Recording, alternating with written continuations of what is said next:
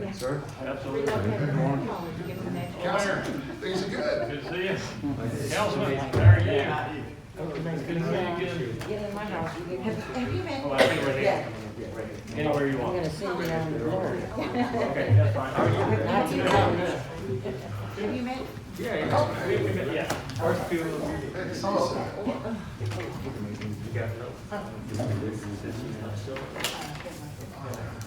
All good. All right, Ms. Tran, are you on?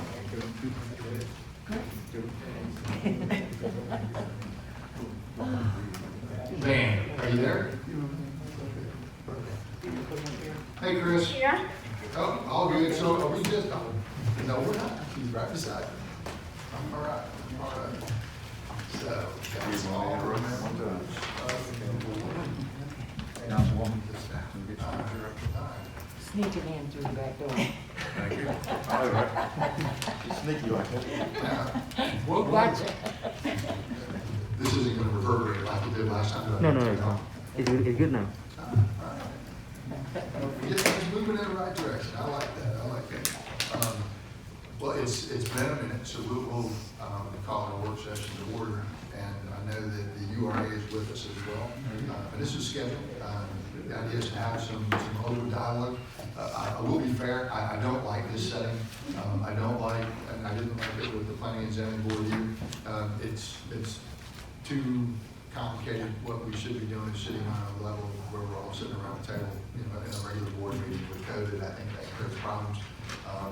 We'll get through it, but it's not by design. I don't like this format, and I think it makes it makes our communication fail slightly. But we'll live through it. Everybody knows each other, so I don't think we're going to get too offended. But for the rest of it, I know Lena's on, and Chris is on. But the idea was this. The URA will have to Oh, convene a meeting. okay. Yeah, so, yeah. We ready now? Okay. The URA is called to order. We have present Nancy Hargis and on video Elena Reeves. So we've got a quorum here. Excellent. And the entire city council is present. We've got the city finance officer online as well. Ms. Tran is on, and the rest of the members are here. But the idea today was not to necessarily have a tremendous amount of structure. Is to open up some dialogue, similar, I know you were at the last planning and zoning meeting, but very similar. The difference is our planning and zoning board, he looks at, kind of the zoning issues of the city, where we're headed, and different things along those lines. The URA has been in existence for a while. We also know that behind the scenes, we also have a development authority, and we also theoretically have a housing authority and a few other things. But for the most part, it looks like the city has defaulted to the URA as our development arm. And I realize that a number of people weren't here forever, me included. And there's a number of things that took place. I'd be lying if I would tell you that I'm happy about that. Because we've had some private conversations, and at some point you just have to go. It is what it is, and we'll move on. But we still own collectively a series of properties. We can't treat those properties poorly. First, the city wouldn't allow it for anybody else, and we're not going to allow it for what we have. Then we have to manage those properties and ultimately manage some of our expectations as well. And understand that the reason that we get into some of these is because the URA can do some things that the city cannot do. There's certain rules that tie the city together in terms of what we can do and what we can't do, especially when it comes down to development. I'm not saying you guys don't have some rules, but your flexibility is amazing by design, far greater than ours. Right? For the most part, when these are set up, you're also pretty broke. It doesn't come with a financial ability. The city can sit here and make some really bad decisions, and we can just tax Nancy a little bit more and we'll make some money. But your URA doesn't necessarily have that function unless it's managed its properties and it's got a cash flow from it and some other things. So I'm not ready for this part of the discussion yet, just simply because I know I've got Chris online. But at some point I want to go back and look at the properties that we have on, what we spend on those properties, what we divested of those properties for. Whether we all agree with the reasons why or not doesn't matter. Just so that we've got some housekeeping abilities, right? But I'm not gonna do that today. And Chris has just been here and we're trying to get the city's finances in a structure that makes sense for us to.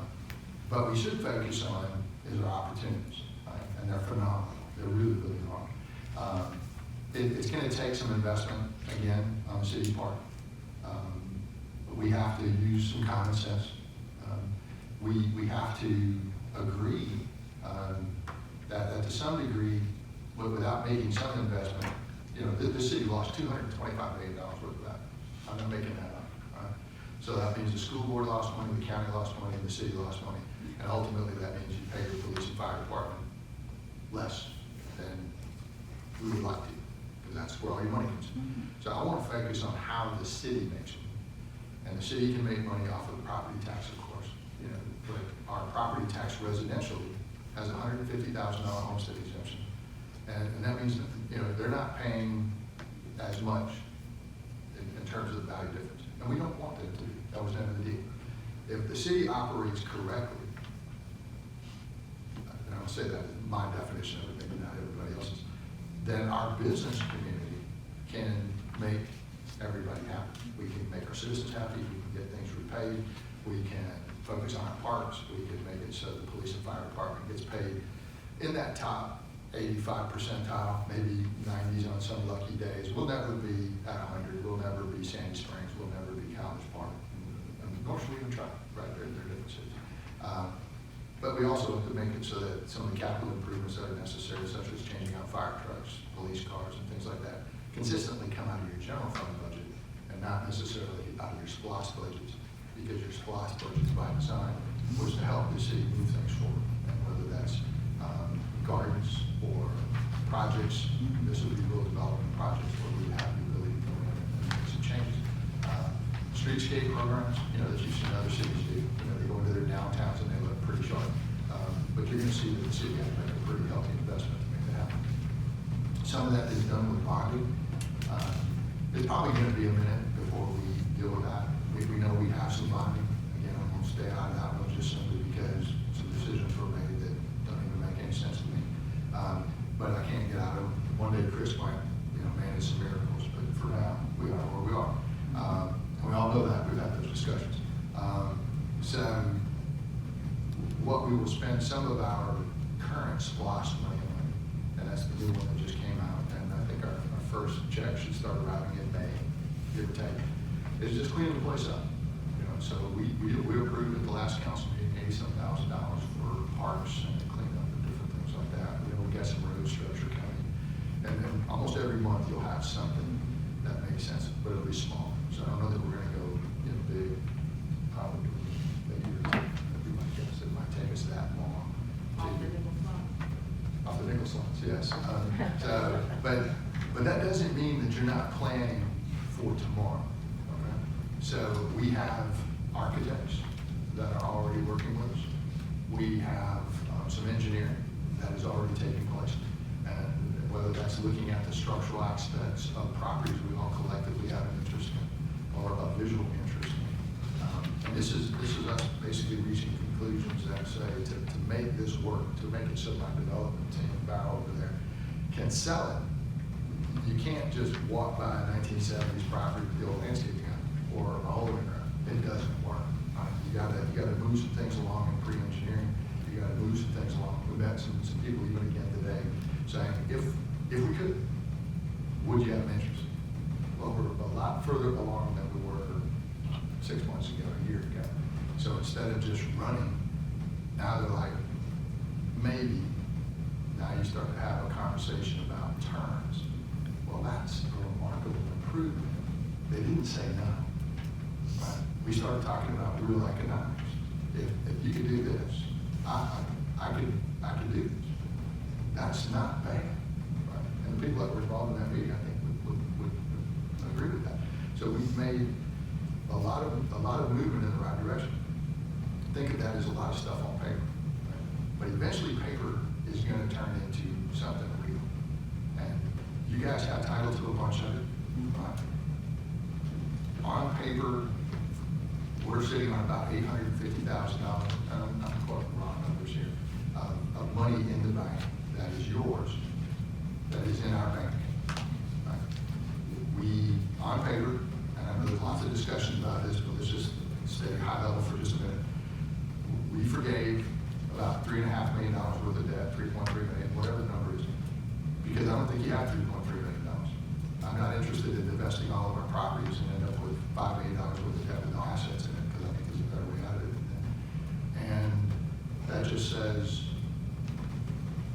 you've got properties, let's not worry about it too much. There'll be some things you guys will have to vote on as a board, I would assume, at some point to correct that, but now you got a finance officer to help you.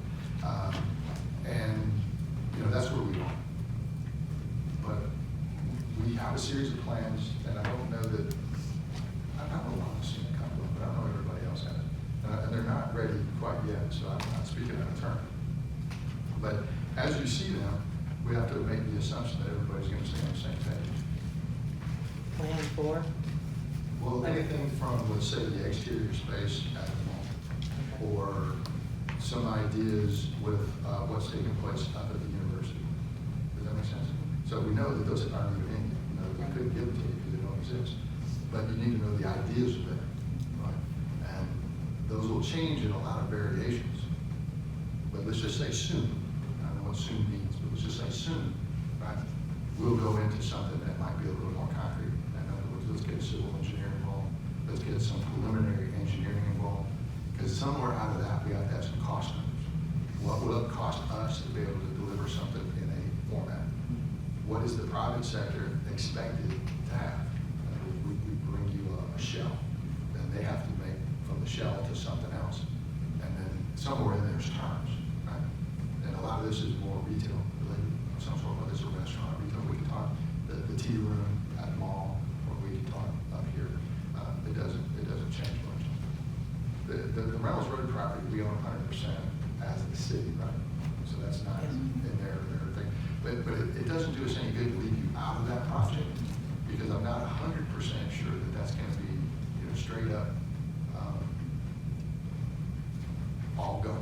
And there's a reason for that, is that this complex is complex, 2 words, right? So we have a gymnasium component, we have a garden component, we have a couple of ancillary buildings of unknown abilities at this point, and then we have a very, very big space. If the city of Morrow had to turn it all into, let's just say a senior center, let's just do that. I'm not sure we'd be able to pay the light bill as well as being able to afford to staff and take the level that would be appropriate, right? It's too big, okay? Same with the gym and things like that. So I think we have to work with the private sector somewhat. Now, is that, and I'm not speaking out of turn when I say this, but is that the Arts Clayton, which has a history in the art community, we talked about an art district, that makes some sense. Is there some private format we can deal with in terms of people who do physical fitness and things along those lines? We talked about, and you had the name for the particular basketball association that does some things. Yeah. But it's a private sector run group, but it allows the public sector access so that we're not all losing our shirt. Unless we could just magically come up with recurring revenue, and I don't think that's going to be possible based on where we're at least in the foreseeable future. So I think council would say that that's sweet, but I can't do that as a government, but you probably can in the private sector, which means there's probably going to, or in the arena of a development authority or urban redevelopment authority. But that's just a knowledge. In other words, I don't even know how to get there yet because we don't know what it's going to be. But there's no reason for us to wait until we get there. And then you wonder what the project is. Fair? No. So let's just start with that as like an open intro. And then we just go around the room and kind of say, you know, what do you think? What are our opportunities? I really want to focus on that. How do we stay working together as a team? And it's all of our collective fault if somebody's missed. They didn't mean it, nobody's being mean. You know, we assume everybody knows everything, and we find out that's not true. But we usually find it out because, you know, we missed. But I'll start with Gerald. You know, the problem in the past has always been communication, and no matter what organization you have, communication is what takes you down. We cannot work in a vacuum. We have new members, and I don't even know if Ms. Reeves has gone to some of the properties. So when the suggestion was made, you know, to see the properties that we have, I think that's the best deal going, because then you understand what's wrong with the city. Because we live here, but we're not involved with the management of it per se, because there's always somebody over us. So I think that's where we have to go forward, is to keep it open. We understand that not everything can be talked about. You know, there are certain things you can say, and then if you let, you know, something out and it leaks, you know, how the little mouse runs, you know, then you can get yourself into trouble. But just as soon as you can say something, then I think we need to work together as a team. We can't be in our little glass houses. We have to, as they always say, break that seal and start working together. Because, I mean, we live here. This is our home. So we've got to work the best for, not for us. We've had our heyday, but it's for the children coming up. And that's where I always see that we have to work for. It's for the kids, not for us. I will work for you too. Ms. Dorothy?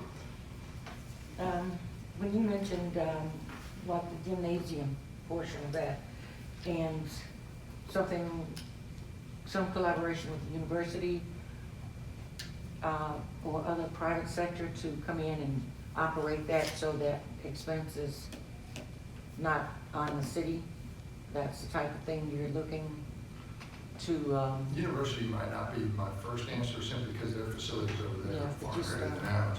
yeah. I'll just give you one example, and I'm not sure this would be a relevant one, but there was a fitness coach and a private sector basketball league who do pay to use facilities. And then the real answer was, if we fixed it up and we let you lease it, but we still want our citizens to be able to use it during your downtime, as long as your downtime's not like forever. Doesn't that work for them? Doesn't that work for us? And the answer appears to be on paper, with just a theory, yes.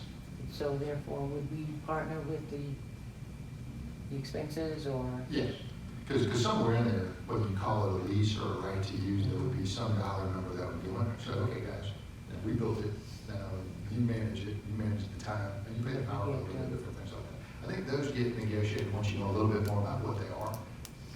An example, it's an old building, right? We might not be able to meet their standing, and at that point, you know, kind of all bets are off. But sometimes if you're the only one offering something, then you actually are pretty good. So a little luck goes a long way. But right now, the building is just sitting there, and we know it's been sitting there from there. So we need to actually, are you saying, decide whether it's going to be a fitness center or a gymnasium? Or is it? Well, because we don't know what that front building's gonna look like. I know we had a little bit of a design that said maybe a portion of that building gets knocked down, if that makes sense. It was in pretty interesting shape. It's structurally solid, I think, but all of those renovation costs some. So then, is that front space a fitness center concept? You know, if the structural steel is where we think it is, then the answer is maybe, right? It at least makes sense. If it's not where we think it is, then we might have a whole bunch of columns in the middle of something that might not really make that fitness center work very well. We know the outside facade is shot, right? It looks like 1970s. So maybe if that gets redone, then that would really be a shot in the arm. And I liked her visual on it, right? Where she had kind of like the outside seating section. But we have a lot of homework to do to see whether that building can be used in any format. So, as a city, are we looking to maintain the ownership of the entire property? Or are we thinking, or should we be thinking about parcels or something? Short term, I think ownership makes sense because there's too many moving parts. Once we've solved that, then the only challenge is moving forward is the fact that it's in a floodplain. You know, you gotta be real careful about, somebody's gonna rebuild something or something, a lot easier for us to do it than somebody else. So I think as you get closer to final solutions, I think you could have an exit strategy that would make sense. It's a big building and a big piece of property. I think you maintain ownership of the parking lots. I think you maintain ownership of the dog parks and the gardens and things like that. The building, I think that's determinable. But best case scenario, it doesn't stay in the city's hands. I think best case scenario ends up in the URA or the DBA's hands because of the flexibility that can be required. So you won't have it, whether it breaks even, cross our fingers and hope that we can make a little bit of return on it. But that's, we're kind of in a hole. We got to figure out a way out of it. And then even if we break even on it, but we can provide some really cool services for our citizens. And you mentioned the Boys and Girls Club. Yeah, there's a Boys and Girls Club opening on the south end of the county. That's correct. So maybe there's an opportunity for a satellite in our building that would connect a lot of areas that won't be as easily served as the location where it is now. And all the programming is built in. But your costs on a Boys and Girls Club on an annual basis are about $300,000. And that was the one thing back in the day when Gil Butler and others were trying to put it here. I don't know if the county's picking up the other side, but if you had to do 300 reoccurring, that's a pretty healthy bite. But if it's a satellite Maybe not. program, maybe not. And I think the answer is we keep our net open, right? Whatever we can capture, we would be smart to listen. The county doesn't really spend a whole lot of money in the cities, but it doesn't mean that we couldn't convince them to, right? And our relationships aren't bad. Are you saying that there's a local church that's looking at a Boys and Janelle's Girls Church, Club? we have Boys and Girls Club. They're one they're doing down in the lower section. Andrew Young and whatever. But it's expensive stuff. Yeah, I think they're. And so I do want to say to make sure that, because I feel like, and correct me if I'm wrong, Mayor, the mayor's just sharing his ideas. There's not some great amount of stuff that's happened that you all aren't aware of. Right. You saw the same visuals that he did, so there may have been one or two meetings several months back, but I just don't want the mayor leaving you with the impression that we're on the verge of making decisions and you haven't been involved with them. That's not the case. We all did a tour of the property. We all met with a number of people, kind of saying what ifs. We've got some variation of some ideas which we're trying to put on paper. But invariably, we're gonna go from paper to something. Maybe not, well, like the garden. Garden's a perfect example. We're pouring concrete today, right? So we've moved on something already. We have poured concrete. So that means done. Okay. Now, all I saw was the wood, so I wasn't after that. But, so it's not like, when the theory is we might get to something in the next 3 to 5 years. No, we're talking much faster than that. We spent a reasonable amount of time today on a project that's on the northern end of the city that's a county Lake City-ish property concept, which is going to be moving forward in terms of some design. A lot of questions about, geotechnical, do you have the funding to do it, and they're not ready to release that plan yet, but I think it's been shared. Right? Or not? So we can't email it. You have to come in and look at But it. if you want a copy, I'm happy to put one in your box. Yeah, and you should take a peek, and I'll say it's, if they can build what they said, thank you. Right? But can they build what they say? And you ask simple questions, and let's just say that maybe the answers aren't forthcoming. Tell me you're gonna study something after you've already pulled the trigger, that makes me real nervous. But anyway, we'll continue down that path. But you really do need to look at the project. It is, and I don't, something will be built, and I don't think it's gonna be that nice, right? But I do think if we stick to our guns and we'll work together, we can get something we can hang our hat on, be quite thankful for. And But it's remember, certainly county not- project, they've shared it with us, and we're not. doing Yes, it. it's not ours, Yeah. but we have it, and you really need to stare at it. And then not overthink it, don't overthink it, because we're a long ways from that, making it through this, which does lead us to some of the questions that we were having, a couple of weeks ago, is does your code support it? And in the event that what they envision doesn't hold up, you know, what is the minimum that they could build to your code? And that's a discussion we'll have in the work session later, is right now, you don't have to worry about it because their vision is far greater than your code. You should be happy to have it, right? But you do have to look at your code and say, in the event somebody changed their mind, what could they build? And I don't know that you'd be happy to have it. So we gotta have some variation in between. And take some tours, go up to the places like Woodstock. That's gonna be my first recommendation, go take a peek at where exactly what this type of stuff is on the ground. You can go see it for yourself. And I think you'll be very impressed with it. We know the economic development team up there. And all you'll say is, I want 1 or 2 or 5, or whatever somebody's willing to build for me. But that'll help us because we have somebody who's got a set of codes that they follow. We can go in there and say, what did you learn? What would you have done differently? And, you know, parking was handled kind of like different buildings, straight up, you know, surface parking. So none of that got built, in my opinion, without Woodstock City working with its authorities as well as working with the private sector. I'm sure a lot of it's under some type of bonds or something. But anyway, yes, is the answer. Everything is there. Ms. Hargis, newest member of our team, long-time citizen. Well, I learn a lot just sitting and listening. I agree definitely with what you're talking about, the tours, because I hear you talking in meetings about properties that I have no idea where you're talking about. So I think that's a very good start for myself anyhow. And the communication, I like to know what's going on around me. I've lived here 25 years and I feel like I'm just now getting my feet wet with learning a lot of the things going on, so glad to be here. Ms. Reeves will go to an online play.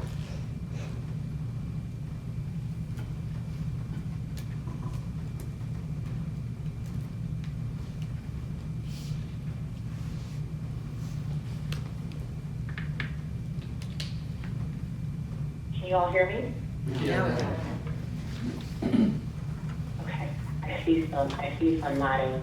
I definitely agree with the previous comments from Alana and Nancy in regards to a tour and being able to physically see the property.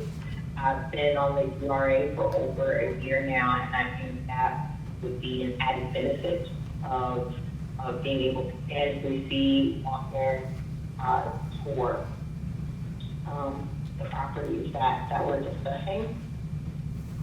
I also think having a direct connection to facilitate communication, whether it's Val or someone within the city, so that we're in constant communication with the city, and just really making sure that those lines of communication are open to the degree that they can be. I know there are legal restrictions. Yeah, not many in talking, Yeah. but we'll be able to make that work for you. Mr. Kwok, Is she still is talking? she still done? No, she's done. Was she done? Does anyone hear? Can we hear her? From her? Is Oh, she- I'm done. I put my earpiece in to hear you all better. Oh, no, I think I picked it up. I don't get very many of those clues. They tell me I'm kind of dense on it. Hey, that was up work. Mr. Kwok. I don't have much to say, just, I'm glad we finally team together on ground, so we can get this city moving forward. Mr. Lee. I agree. I guess it's time to make sure we get the tour scheduled, so that we can go ahead and, get the logistics together. I know previously, a lot of conversation, kind of, I'm gonna bring that word up again, incentives, between the URA possibly being able to provide development incentives, or would it be more appropriate for the DDA to kind of think in that manner? I think, whatever conversations, as there are more projects and more interest, coming about, whatever we can do as a city to be even more attractive and have that final hook, I think that's something that we need to put on our radar as well. Let me do a point of information. When you talk about tours, my brain goes a couple different ways. be the tours of the properties we own. And the second one would be similar to what we were doing with the planning and zoning board, which was developments we would like to have. So, for the most part, I think the first part we're talking about is touring what we already have. Is that correct? I think we're thinking the same way. Or both. Yeah, Or both. So the first one, we should have already done. Okay, I'm not looking at you, I think I'm got mine. Well, ultimately, we have some staff for you, right? I mean, we have, a finance individual who's pretty good, and he's catching up. Yeah, well, the weather is starting to get better now. Correct. And we've had more of our shots, so, it's and really he is- worked well. He's been with us on enough tours, and we also, like today, we did one as well for the private sector, trying to, we can, and a lot of them are being done on Tuesdays, simply because it was dedicated Tuesdays, so what's going on. If that works for your schedule, great. The next one, we can just literally wait until we have the private sector come, we'll do another one. So you kind of get a chance, and why it's important is while we're talking to each other, that's one thing. But when you're selling it to the private sector, they get to choose, like the gentleman today said, well, I really don't have just the choice of here, I have a choice of, another part of town. You have to look at it as why would I locate here versus locating, my place in a different location. So he's looking at his risk, but he's also looking at his return. And I'm like, well, first off, I don't think they're gonna offer you what we can do. There's no disagreement with that. But he plays a lot on the north side of town. So he's concerned that this might not be his market. I disagree. But we'll work through that, and not just with him, with a bunch of other people doing the same thing.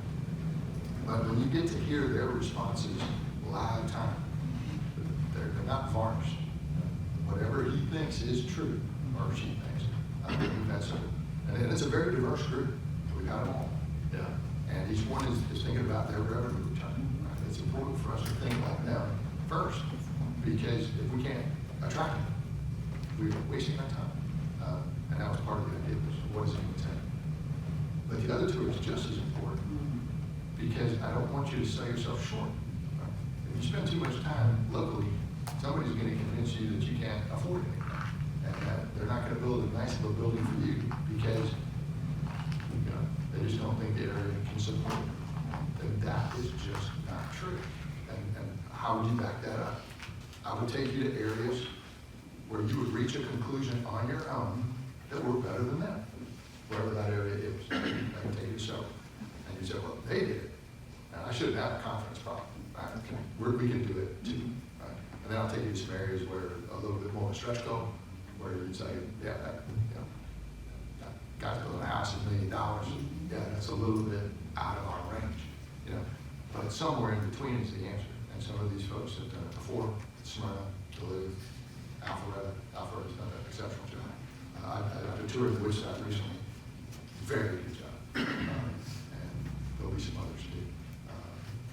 Fourth Ward done a good job. Glenwood's done a good job. Pittsburgh section below I-20 or below I-20's done a good job. All areas where you'd say that'd be nice, I'd like that. So the second tour. So we have to figure out that second tour a little bit more, because we haven't really started touring other areas. These are just areas where we know of, because we've just got a lot of different experience that you may not. But rather than tell you about it, drive you off. And that's why the planning and zoning board should have to be everyone, no matter what, just pick the next tour. If we have to get a bigger bus, we'll get a bigger bus. If we have to get a couple, that's great. But it's only then that you'll be able to really fight for what you really already know is what you're capable of delivering. And that's the expectation. When you trade for the private sector, they're in the profit business. Right? So if you'll give away everything, you can't fault them for taking it. Okay, take it. Yeah, but don't give away everything. And we can walk away. Yeah, we have that ability. Miss Van, I do miss you on purpose.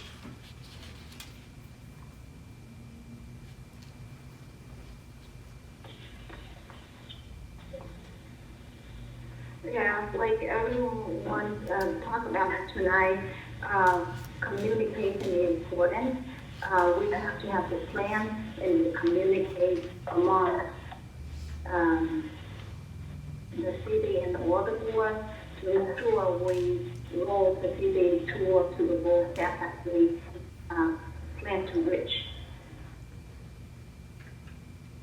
Okay. Yeah, Greg might be able to tell me this, but does the state require that they go through DDA training? Is that similar for the URA as the DDA? Strangely, I don't think the URA has the same training requirements as the DDA, as strangely as that is. DDA has the mandatory, but I haven't seen a statute that requires the URA to do it. Would help them. I went to the training just so that I would know what was Okay. going for the Did you DDA. go And I thought to it was, one at I thought it was Athens? helpful. Was it Because Athens? remember, I went when you went. Yeah? For It the was DDA, good, wasn't it? but for the DDA. DDA. DDA's got the 8 hours. Yeah. Yeah. And what about Ms. Reeves? Ms. Reeves, have you went to that And training? Yes, I was just, can y'all hear me? Yes, ma'am. You got about a 2-second delay, but Okay. Yes. Okay. Yeah, the University of Georgia, they came down and offered training to the new members of the DDA, and I joined that session. Because what I'm thinking of is either we get enough people and we have them come down here and hold it for us, or we just figure out when the next class is and we attend. I've been before, you know, but sometimes, and I'm not a group guy, you know, all that, but, but sometimes maybe all going in there where we're not learning about how somebody else is doing it, we can tailor it a little bit more to what would be in your best interest. In other words, what does this community get out of it? And having more of us present might get them to focus on us a little bit. I don't want to like commandeer the whole thing, but if we could, I would. You know, I wouldn't want to be anybody else in the room. But you got real stuff here that financing matters. Right? What can you do? What can't you do? What are some ideas? Because if you just hear it secondhand, and you can ask this for yourself, you know, are you going to believe it? You know, or are you not? You know, I'm not making it up. These are the tools you have. Right? There's only so many tools. The theory that somebody's coming to save our city is not true. It doesn't happen that way. They're more than happy to let it die off and things not go the way you want it to. Right? That's just a fact. So you have to help yourself. You know? And through it with the help of others is how it's done. And it's not rocket science, but it can be done poorly. You can lose your shirt, and that, you know, makes a mess. But if we could go as a group, or we need to go as a group, correct? Because I know Ms. Hargis needs to train unless she doesn't. Right? No? Even though the URA doesn't require it, I'd recommend it. Oh, yeah, I mean, of course, and just in general, we would want our board members to have the opportunities for training, whether it was required or not. Right. And has Val been yet? Do we know? Val? Right. Yeah. That's, so we got at least a couple of people who need to get, why don't we ask UGA to see if they'll hold us up? So just like we did with planning and zoning before, where we hosted it here, and then we asked other cities if they had members that wanted to come, they paid for the price of lunch or whatever. Well, we got two new members of the planning and zoning board, right? So it's Of course, that'll be different training. Well, but it is, but if you're zoning things and understanding how things are built. Well, yeah, I mean, all of it benefits everybody. I'm just saying it might be 2 sessions on the same day, maybe a morning planning and zoning and an afternoon DDA, although it's 8 hours, right? Well, for DDA. So maybe it's For 2 days. Yes, we could craft something that makes sense. Let's see if we can try it. Yeah, correct. I think it would be beneficial. Training as well. Really? Perfect. And there's a lot there. And you're not gonna limit it at that, but at least you'll know that there's tools in the toolbox that people participated. And, you know, a lot of these further out areas, Rome, Georgia, different people, they're gonna get into industrial authorities, they're gonna buy big vacant pieces of land, they're gonna give tax incentives like crazy, and then somebody's gonna build a manufacturing plant, they're gonna provide jobs. Yeah. Well, we don't have an industrial authority, we're not building manufacturing plants, so when you start talking about retail, office, or residential, there's usually not a lot of help coming. We had a gentleman in here the other day, wanted to build a restaurant, and he was like, what can you do for me? And I said, well, you're gonna pay me a business license fee of about $2 grand a year. Your grease trap's gonna cost you about $27,000. So if I gave you your money back for 10 years, you wouldn't be able to afford a grease trap. That's not an incentive. Mhm. Yeah. So what else could, you didn't sell alcohol, and you're kind of like, sorry, no help coming. Now, does that mean you can't help somebody market a small business? Well, we're already working on those, right? So help him get in, and he's already an existing business, so that's not all there. Let's ask another question, slightly different. Chris, are you there? Yes, sir, I'm here. Just kind of give us a little, I realize you might not have had a great deal of time to look at everything that's out there. What would be kind of their expectations from a URA standpoint? What would you recommend?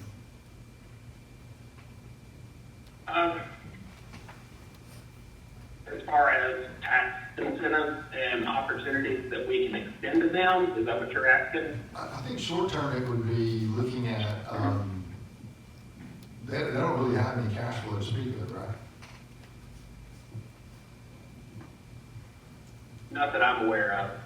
A lot of times what URAs will do is underwrite development bonds, and there's a fee that's associated with that, and the development authority will generate revenue off these development bonds and eventually build up enough cash that they can do other projects. It obviously takes time, and you want to use the development bonds to attract the right businesses. But that's typically how they establish their own revenue stream over the long term. It'll take us a minute to be at that point. But okay.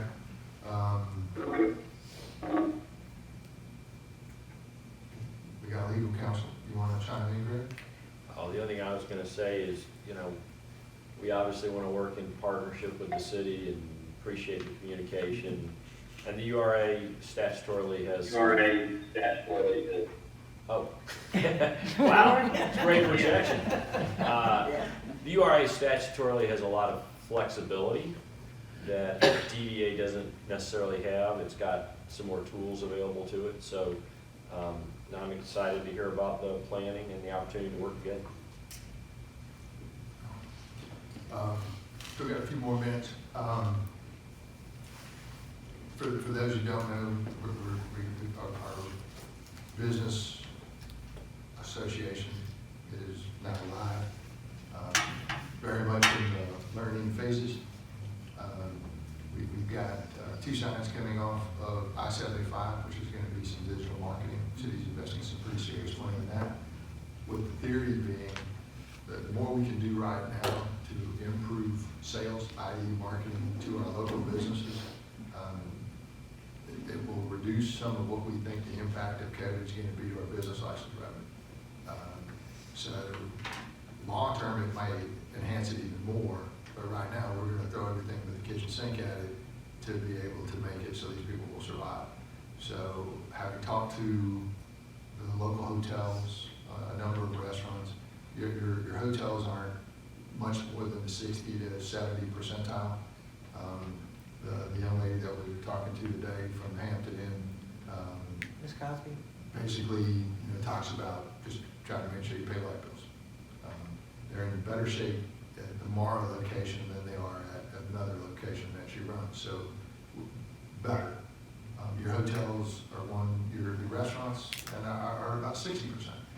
And anyone who knows about how that works is you got to cover all your fixed costs, your food costs, your overhead, your rent, all these other things. So those numbers are down. And I got a feeling it's not going to be like super tragic, I don't think. Our numbers are out, we don't have them back yet.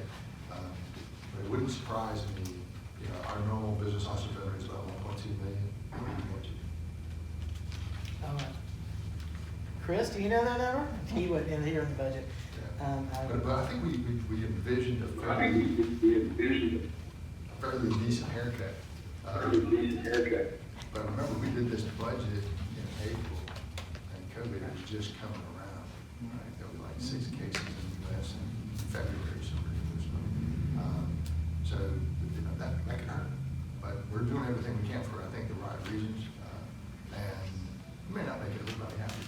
But if those businesses fail, then we just have that many more vacancies, and we got plenty. So we've already got enough rock to swim with. So give us a little bit of leeway as, you know, we bend, you know, everything we can to keep people around. I think it was well received, first meeting, I think we had 25. Second meeting was closer to 15, some of those were brand new. And reasonably appreciative, so you're gonna see business newsletter, the city newsletter's got some advertising in the back. We'll charge the business association some nominal number, so we're not like giving services away. The dog park's gonna have some advertising, if you haven't had a chance to see it. Some of that's just literally hot off the presses, which means you need to stare at it, so if you didn't get the text, I think it was just creative, right? Yeah, so well, Val, may wanna, are you back? You wanna talk about the dog park?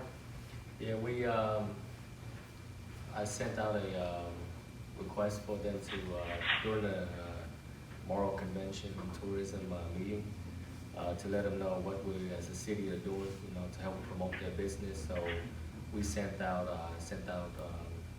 instructions of how they can send me 4x4, 300 DPI resolution advertisement that they want, and they're just gonna buy the sign.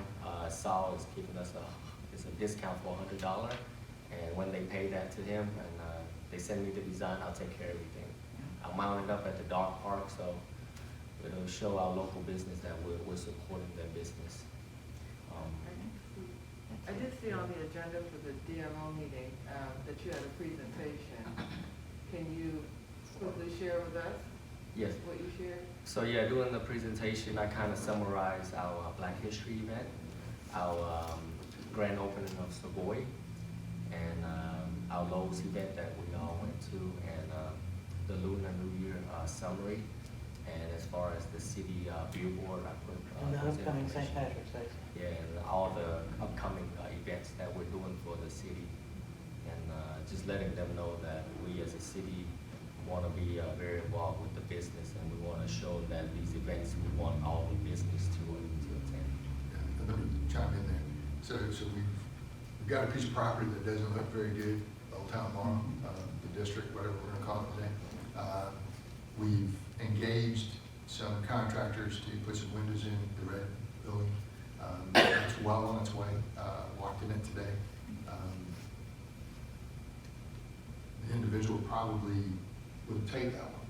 If you gave him an option and you said, could you do something with it? Andy was interested in locating here, but we got past that for just a minute and said, if you did locate here, could you take this building? And the answer was yes. So, not bad, okay? Now, you still got build out, which his build out idea is not your building looking better. His build out is tables, chairs, restaurant equipment, different things like that. And then what do you think the biggest issue was? Am I gonna be out here by myself? Now, 6 months ago, we weren't asking whether somebody was gonna be out there by themselves. The answer was not happening. So you're making strides. The green building, we know we turned that loose to another contractor, and they haven't really started too much yet. I think that'll happen, but I haven't seen, you know, from what I saw today. We just submitted the first invoice, and they'll get an incremental amount before they start the work. So we know the fountain works. There is some question about some cleanliness, right? We need some pressure washing. I think it was a chemical. They said they're gonna spray on the stuff. I do worry that the fountain has to have some type of like swimming pool chemical in it, because somebody's gonna drink it if it's been turned off. It does work. We put it back together, so. You mean the big fountain drinking that? When you're in there playing in the pool, or whatever you wanna call it. odds are you're Kids will gonna- be kids. you know, somebody's gonna drink it. And we used to have swimming pool chemical or whatever that was in there. And I don't know that we've done that. I know Billy's out sick, so time's coming up. And I'd rather not everybody see green water for real. We'll do some green lights and have some fun out there.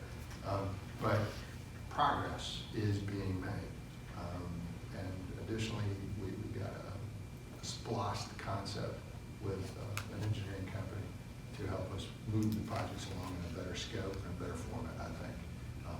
And otherwise, they're gonna take it forever. Can I just mention the 5 project? So, Okay, so we met with someone this week And it's not about building anything, it's just creating accurate scopes of work, so we can then push those out and get 3 proposals per each scope of work. And it's one for, the decking on the boardwalk, you know, the, behind the small shops at the district, because it's all rotting and going in. I think the superstructure underneath it, is gonna be good, we just need that decking to be replaced, so that's one scope. Another scope is some clearing on the path system, an identified amount, 12 feet out beyond each side of the path. Obviously, the healthy hardwood stay, the pines and the underbrush come down, so people feel more comfortable and safe walking on the path. The medians out here at Morrow Road, you know, we've talked about that many times. They need to be repaired. We were gonna take a little bit of the curb off of the bridge so there was a wider lane, so we wouldn't have so many cars hitting that median, and then adding an additional median as a traffic calming measure. Because, you know, we've talked time and time again about the speed that we're seeing, increased speeds on Morrow Road, so that'll help that. And then at the end of Murphy Drive, we had talked about, gosh, it's been a year at least, that we wanted to see that city property right there at the end, and we wanted to beautify it a little bit, and they replaced that wooden bridge that's, that actually ultimately connects the Northwich condominiums to Murphy Drive, but that is our property. It's in disrepair and we need to fix it. At the garden dog park complex, we need to have if I come and park there and I go to the dog park or I go to the garden, if I want to get on the path system, which, you know, comes really close, I have to walk across the grass. And so we need to have a piece of infrastructure put in that connects the parking lot with the path system, but also addresses, because that corner of the parking lot, when it rains, it really does not drain well. So we need to have that addressed as well. So the company that we talked to, all they're gonna give us is a price for how much it would be to create 5 scopes of work. Then, again, those scopes of work gets published to whomever will hear the call and submit a proposal based on that scope of work, and then the council would choose which and with whom to move forward. I did want to ask, just kind of shifting back to the DMO, has a conversation been had about what expenses the DMO should be aligning themselves to reimburse the city for this fiscal year? We weren't sure at the last meeting whether they were gonna have a quorum, so we held off on that. We know we have to create a budget for them and a number of other things. I think there are some offside conversations, there's gonna be some reimbursements coming. They're not panicking too much. They realize that good things are happening, they're involved with that. They're seeing the marketing that, you know, the city's doing. I don't foresee that as a challenge. But I'm calling that housekeeping. Be aware that there's some housekeeping coming, because once we get past that, it'll get a little easier for everybody and a little bit more consistent. I do think, however, they Like are you're saying, is clear there that like it's a dot, dot, events, dash? at least, because, and that's one of the highest ticket items, right? Yeah. So, I do think that in both of our meetings, we have discussed through the presentation and just discussion that it would be a lot of events and marketing stuff. And what we're really focusing with them is, you know, the example was used the upcoming event on March 17th, is, or the cultural event. We just did not have, irrespective of what took place, we want better participation, and we can do better. So you just have to say, you know, we did okay, but we need to do better. So St. Patrick's Day, what are we going to do to incorporate those folks a little better into what's going on? Is it going to be miracles overnight? Probably not. But I could say the same thing about either the business newsletter or otherwise. If we wouldn't have taken an active role, we might not have had any participation at all. And it's not that they don't know. It's, okay, we're going to have to hold the hands a little better so that they see an end product. And I think you'll see that in some of the marketing that was produced, significantly better than what was submitted for what was submitted. Yeah. And a little more professional.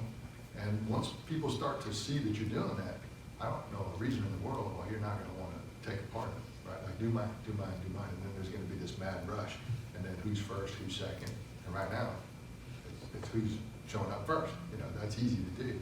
Later, it will be how come mine wasn't presented, and that's just us following up and making sure that it is. But who wouldn't want want their business promoted. I do wanna, kind of remind Val, we do have the St. Patrick's Day event coming up, but, beginning to roll out the messaging. I think our Freedom Fest is well received. It's one of those things that, like Christmas in the Park, it's been years. But, roll out the messaging for Juneteenth. Try to do that sooner rather than later, because I know that there is another Juneteenth event that is scheduled. On that same day? No, not the Okay. same day. It's actually gonna be on Juneteenth. Okay.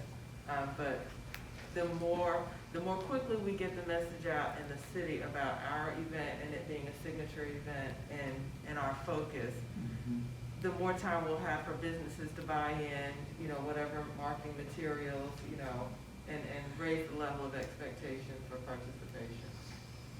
And do we have a final scope as to what was all going to take place? I mean, I think we heard a barbecue festival, a few other things. Well, do we have to run a show yet? Not yet, but we'll have them by the end of next week, for sure. And to your point, it will go out in both the newsletters, which will go out this week. Thank goodness it's just next week. And then, and Warren and Denise. Yep. Thank you. Have already started working with the local businesses for Juneteenth, so we do anticipate, to your point, a greater involvement. In fact, I've been excited too, just with the sort of smaller event of St. Patrick's Day. We've got at least 5 people who are going to be present, 5 businesses that are going to be present and participating, and then 4 additional ones that had some sponsorship level. And one of those is Swift, right? Did we get in touch with them? I don't know that Swift is, I don't know that, yeah, actually, I think they do have a booth that they're going to be there for. I think that was pretty. But I think pretty they're happy. actually going to want to have more involvement in the Juneteenth. And remember how we talked about having some sort of medical or screening component? Swift may be that role and not Kaiser, because Swift is local. So, but again, that's all details that Denise, Howard, and Karina and Warren will be working on. And also, I think I had mentioned it to Councilwoman Dean, but we did the proclamation last year for Sickle Cell Day, which is June 19th. I would like to reach out to that foundation to see if they're interested in, participating, providing information to raise awareness for World Sickle Cell Day, which will be the 19th. So, the big one is, or the organization that? the one- 3 Sicklers, Okay. No Pillar Dawn. Yeah, so that could be one of those, I forget what we're calling them, those moments of introspection. We try to keep our meeting to an hour for just the one group, and go to the work session right behind that. Any last comments from the members of the URA? You good? I'm good. Ms. Harris? Ms. Reeves, you good? And Council? Additional comments from me? Okay. This won't be like a once in a blue moon event. We'll have things to do, and we'll do those, and hopefully continue. If we're not doing it, it's Val's fault. So it's the easy thing. And we want to make sure that we continue, because this happens a lot. People get busy, 1 week becomes 6 months, and the next thing you know, we haven't accomplished what we're capable of accomplishing. In my experience, it's not any one person or even one small group of people. If every one of us does our part, the city will move along at a much faster rate. If we all utilize our network, which we know is pretty vast, then that's the resources that might be the missing link that basically makes a project happen or not happen. If we have issues, you're welcome to scream at me at the city council meeting. I prefer that you scream at me in private. Both have happened, and both will happen tomorrow. But there are ways to reach out to people if we've made a mistake, and we can solve problems. Choose whichever one makes you happy. I've got a thick skin, so we're capable. Oh, wow, it's your fault already? Good. Yes, since it's my fault, For the, I know for the DMO, we kind of chose like a good date, which is the first Tuesday of every month. I wanted to see if there's any preferred date you guys.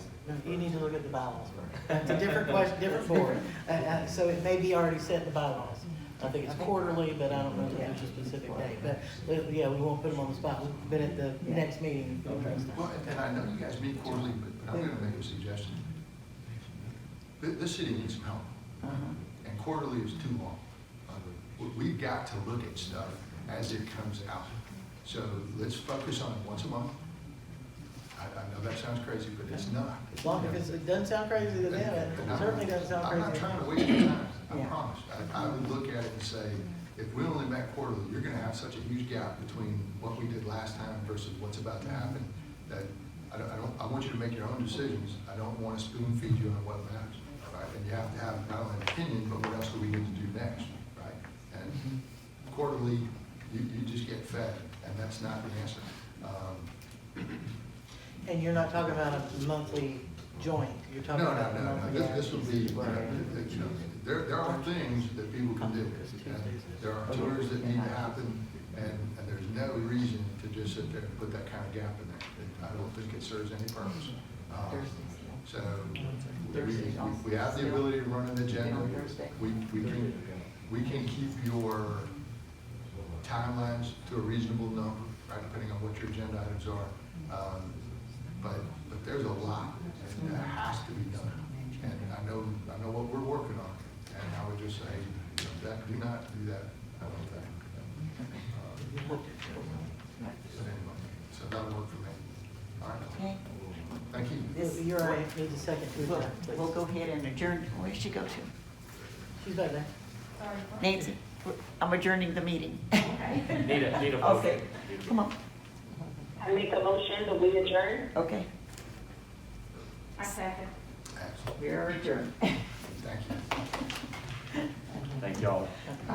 We'll go right into the work session. Thank y'all. Bye. All very Thanks, much. Elena, thank you, Greg. Thank you. All right. Couple things, I believe there was a couple items that we were gonna add to the agenda. Well, that I'm asking to add to the agenda, yes, sir. So first I want to discuss the Chief Flint. Focus in on me. I sent out an email about MOU with, between the city and Atlanta Area Tech. Yes. And unfortunately, do you have it? I don't have it. Yeah, okay, good. So we did not get the document, but I'm gonna let Chief Swint tell you a little bit about what it's going to represent. Okay, so back in December, you may recall that I came for you and asked you to approve of spending the $12,000 that was in the budget for education training for paramedic and advanced EMT school, and y'all approved that. Shortly after that, we came to know somehow, I don't remember exactly how it came about, that Georgia Technical Colleges had this huge grant from the federal government to pay for paramedic and EMT school. And so we've been working with Atlanta Tech ever since late December, trying to get all this worked out. And finally, we put it all together, and we're going to send 4 people to advanced EMT school. Riverdale has several, Fairburn, a lot of the South Metro cities are going to send people to the school and try and get all the schedule and all worked out. It is 100% paid for. There's no matching funds. So the only thing the city's going to pay for now is one of my members that was already in paramedic school, we're paying for her to finish up. She'll be finished after 1 more semester. But these 4 people, it's going to be paid 100% for them to get their advance. That's a savings to the city of $6,000 to $8,000. So Atlanta Tech yesterday all of a sudden says, hey, we need this MOU signed before we can move forward. And we've gone back and forth yesterday and today trying to get it, and it's tied up in their legal department. So we're hoping we're going to send it before the meeting, but they didn't. So what you're asking us to do is to approve it. To authorize you to approve it and authorize you to execute it when we get it, because if we wait 2 weeks, we'll miss the next class. They'll have to wait till the next class. Well, anytime you save $7,000, I would say we're good. Anybody have an issue with that, Dorothy? No? Okay. Well, Van? No issue. All right, perfect. We'll cut that on, Jason. All All right, right, second thing. the thanks, second Jim. issue, and I, unfortunately, this was not something that just came in yesterday. You can sit- Okay. Was we have our towing company, who is New Image. We signed the agreement. I sent it all to you today, but in case you haven't checked, because I know that's short term. We signed an agreement back in 2019. It was a 1-year agreement with 3 years renewal, so it takes us through 2023. Now, of course, at any time, either party can opt to get out of the agreement. They just have to have 30, well, I shouldn't say any time. At the end of any year, you can opt to get out of the agreement. So all that's happening for us is New Image is getting bought by Marietta Wrecker. And so the people who own New Image now will become the management for the new company. So really for us, the only thing that we're gonna see is a difference in the name of who owns it. So, but you have to approve what is called the assignment. So it'll go from New Image to Marietta Wrecker, and that's the only change. So I'm asking the council to consider approving the assignment from New Image to Marietta Wrecker and allowing the mayor to execute the assignment. Are we happy with the service they're providing? Yes, I mean, I talked to the interim chief, and yes, we are happy with. And I do always like to mention that the current owner of New Image is a Morrow resident. They own a home, and they will remain the management company. Questions? Renee? Dorothy? I have no questions. I asked earlier about, the contract, whether we will be able to.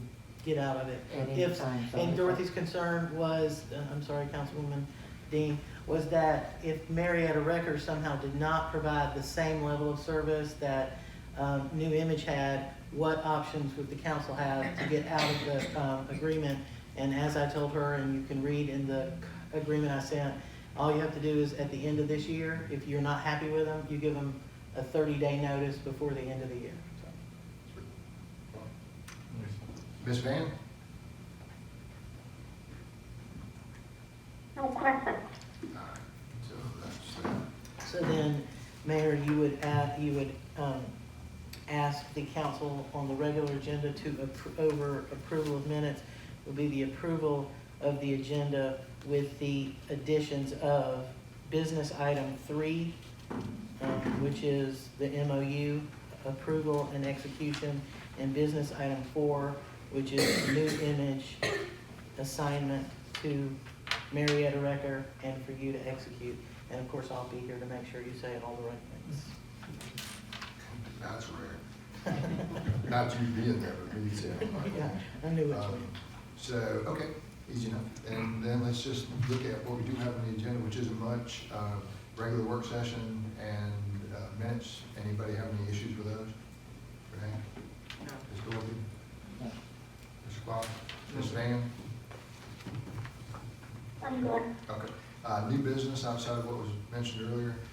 Slight scope of work changes for Pond to re-review the plans on Jester Creek in the amount of $1,200 coming out of SPOS to 08. Any issues with that? No. Van, you good? I'm good. All right. And Mayor, I would just like to remind you so that you remember that this was that issue about, remember when the rain fell and we needed to do more testing, and so this is a re-review from the engineering firm that designed it. So, thank you. Hope they review it and get it done. All right, approval, this is a signed package, not to be confused with ultimately what will be the entire signed package. This signed package is a series, a small series, of signs that are in disrepair. We will be coming back to you soon for the ones, remember where we had all of them cleaned off? Well, some of them, the dirt had been on there so long, they don't shine anymore. They just look kind of ragged. That's coming. And the sun has faded some. And, typically, just as a reminder, this is the kind of thing we would not have to come before council with, except that we're asking it be spent from SPOS funds. That's why you're voting on it. Because this would typically, be something, well, had we budgeted for it, it would be in your budget, but we didn't budget for all this stuff. And so this one is some of the immediate repairs, but there's gonna be a bunch more coming right behind. Were some of the white signposts replaced? Not yet, but that's coming too. I thought I saw something looking, I don't think we've gotten them yet. No. I mean, we've been pressure washing things, so maybe Okay. you've noticed that, but I don't think the poles themselves have been delivered yet. But ultimately, the white poles, the theory is the white poles kind of set us apart from everybody else. Over the years, we just put up the cheap $50 ones, and those need to be fixed as well. And that's just part of the overall maintenance agenda, where you sit there and you go, should have, didn't, we made some money, it's gonna take a minute to put them up. It's not like an emergency, right? So we'll put them up as we have, readily available staff. And we just kind of keep moving forward. But this small sign package, I don't want people to think that was it, because it's not. Okay. Any issues with that, Ms. May? No issue. Ms. Dorothy?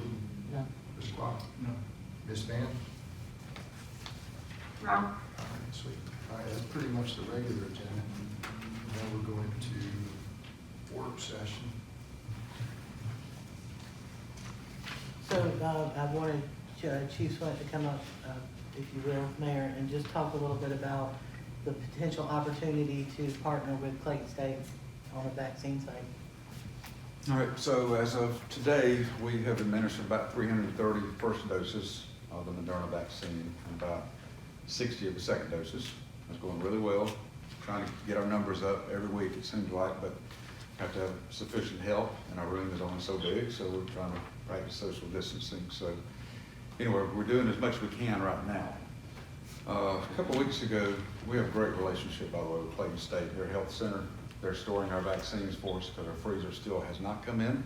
They keep back ordering it over and over and over. So on vaccination days, Chief Moss has to go to college at 7:30 in the morning, get our vaccines out of the freezer, bring them to thaw. So anyway, we built a great relationship with them. So a couple of weeks ago, they contacted us and wanted to know if we wanted to help them administer the Pfizer vaccine. They were getting like 1,200 vaccines in, and they were willing to give us half of them to administer or whatever. And so we're trying to work out the details of that. It's kind of stationary right now, I guess. The Pfizer is a lot more difficult to handle because it's 2 vials and you have to draw from this vial and mix them. So it's more cumbersome to manage.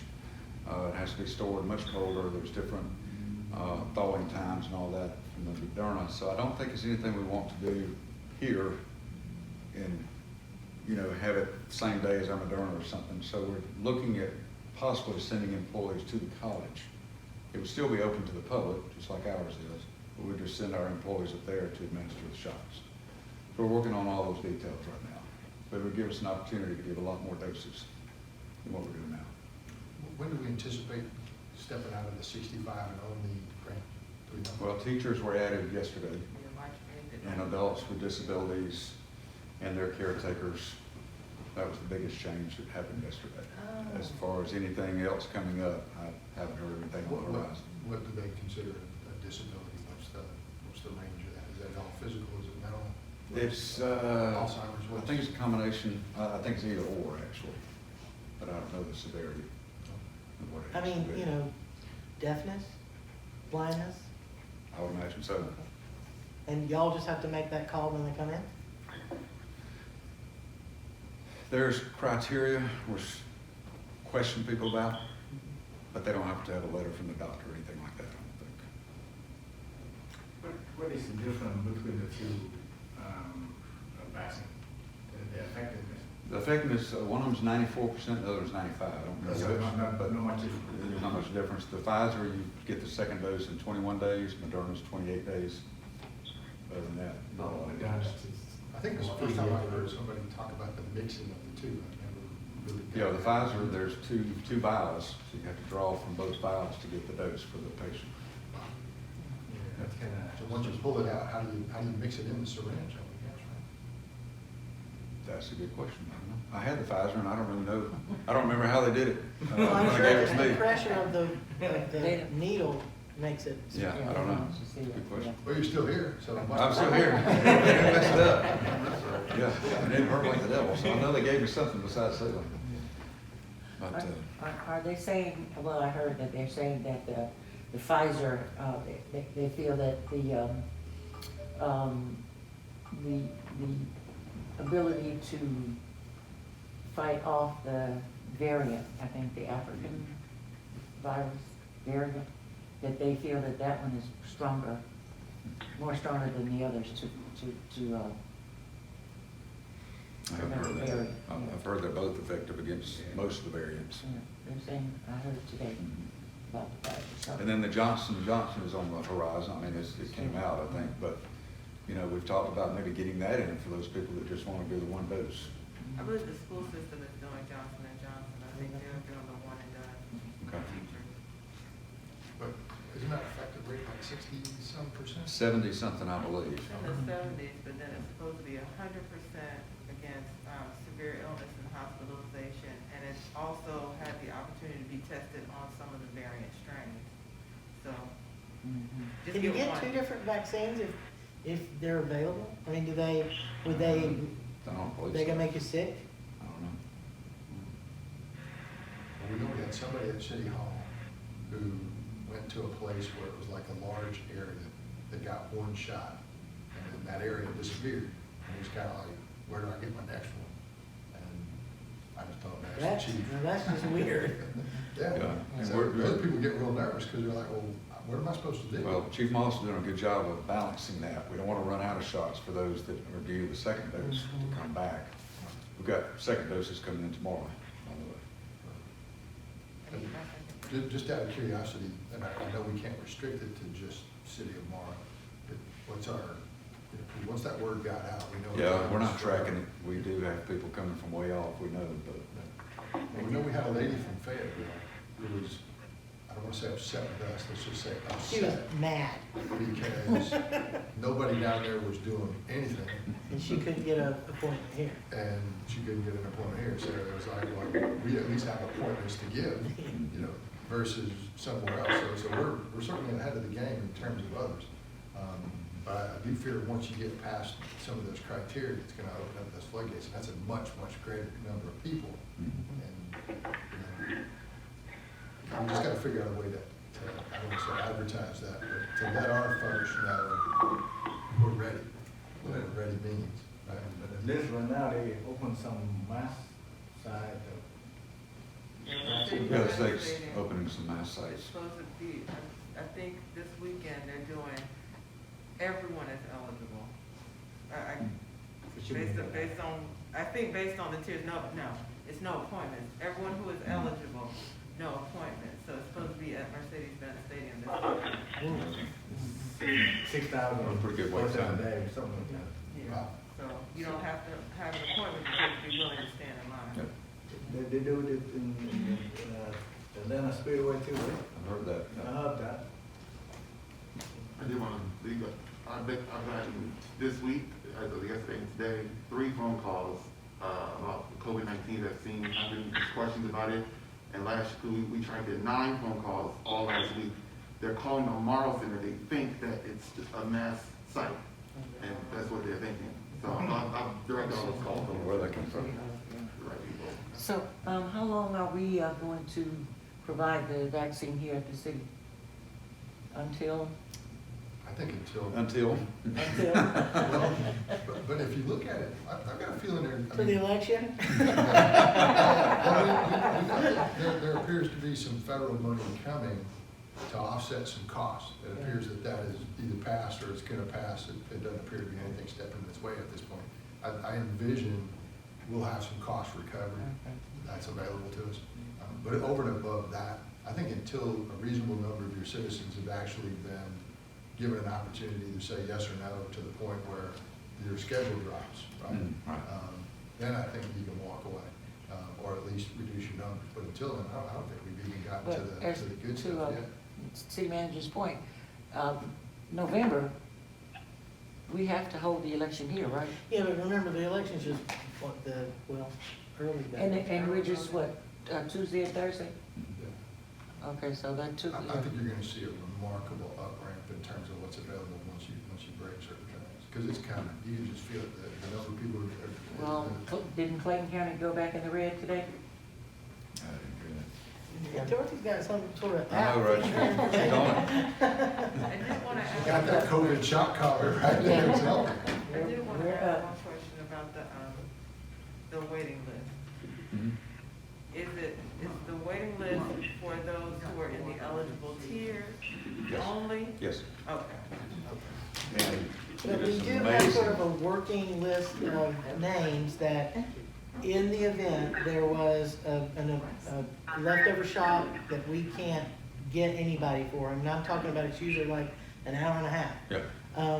That they, you know, because I think we've had some conversations, do you call the waiting list first, or there will be some other people that wouldn't even be on the waiting list because they're not actually eligible? Right. So, just like, you know, today, or when I called you that day, those people wouldn't be on the waiting list because they're not eligible at all. So that other list is for people that we can call when we can't get anybody on the waiting list. Right. Because people don't answer the phone. Yeah, and that's what I'm trying to kind of be clear about.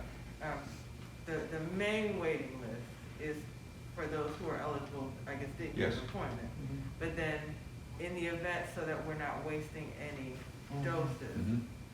if you go to that list, we still have kind of like that Okay. secondary list. So there's a state protocol on that came out last week. Okay. We can have our own waiting list. We exhaust that, and hardly anybody ever answers their phone from that waiting list. In fact, yesterday, 3 of the slots filled up on the waiting list. We called them today, and they said, oh, we can come, we're an hour and a half away. Forget it. Yeah. The dose is expired in an hour and a half. Yeah. Forget it. And so then our next criteria is to call the county health department, see if they have anybody on the wait list. Gotcha. They've sent us 2 or 3. They didn't have anybody today.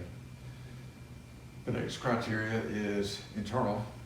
If we have city employees that want it, and after that, we can pretty much chase somebody down in the park and say, do you want this shot? Because the state does not want us wasting these shots. You want a shot? But we have to go in that order. Got it. Okay. I'm clear. Okay. Either way, good work. Okay. Any other questions? Van, you good? I'm good. Good job, Chief. Tell Okay. everybody involved, we appreciate it very much. Absolutely. All right, Morrow Center, Mr. Warren. Did you want me to Did I miss do it? that next thing? Cost recovery ordinance? Oh, yeah, I forgot about that. Sorry, go ahead. Yeah. Okay. Back in December, I brought to y'all a proposal to recover costs on fire-related costs. Right now, only costs we recover are EMS transports. Y'all agreed to get into talks with this company or whatever, and I just want to give you an update because it's been 3 months now. But it's with the lawyers right now, trying to work out the ordinance and the agreement between the city and the third-party vendor that would be handling the billing for us. So hopefully later this week or next week, we'll have something ironed out. I just want to give you an update where we were with that. Okay? We like that too. All right. Money twice. Mr. Warren. Hello, good afternoon, good evening, everyone. All right, so, Morrow Center, financials. Stand up here. Can everybody hear me? Okay. Yeah. Is it nice? So, financials. First, let me say, good things are coming. There's a couple of things to talk about tonight. So, I do want to go over just some upcoming numbers that you guys see the profit and losses, of course, for February. And, not a great month. We're still digging out the weeds, obviously. But I do have good news for you guys. Really good news, actually. So, if The Walking Dead signs, and that's, of course, I'll mention that later, but The Walking Dead, it's way past if they're coming, it's when they're coming, which are gonna be, we're trying to work those dates out now. And the contract will get over to the manager, of course, but it is gonna happen. Right now, our numbers are at $12,826, I believe, and some change. But that might increase by another 4 days of profit. So I'll keep you guys abreast on that. But if they sign this month, we're looking to bring in $21,277. If you look at April's revenue forecast, we're looking at $27,000. This is as of right now. $27,093 for April. For May, we're looking at $34,066. So those are really good numbers for the horizon. So that's going to help out our profit and losses. What you're seeing is some new business and a lot of the business from 2020 that was moved over to 2021. The problem that I wouldn't say problem, just the issue that we're dealing with now, and we're trying to work other days because everybody wants a Saturday night. and Saturday nights are almost filled up for the rest of 2020 at the Morrow Center. We are now moving into Friday nights, Sundays, but the difference is since Sunday is the cheapest day in any event center in hospitality, we're losing money because we're booking on Sundays, but it's still a revenue profit, but just trying to balance that out, seeing what we can do there to kind of make up that number. No one wants to do anything on Friday night. They rather have Sundays and Saturdays, so, but those are internal problems.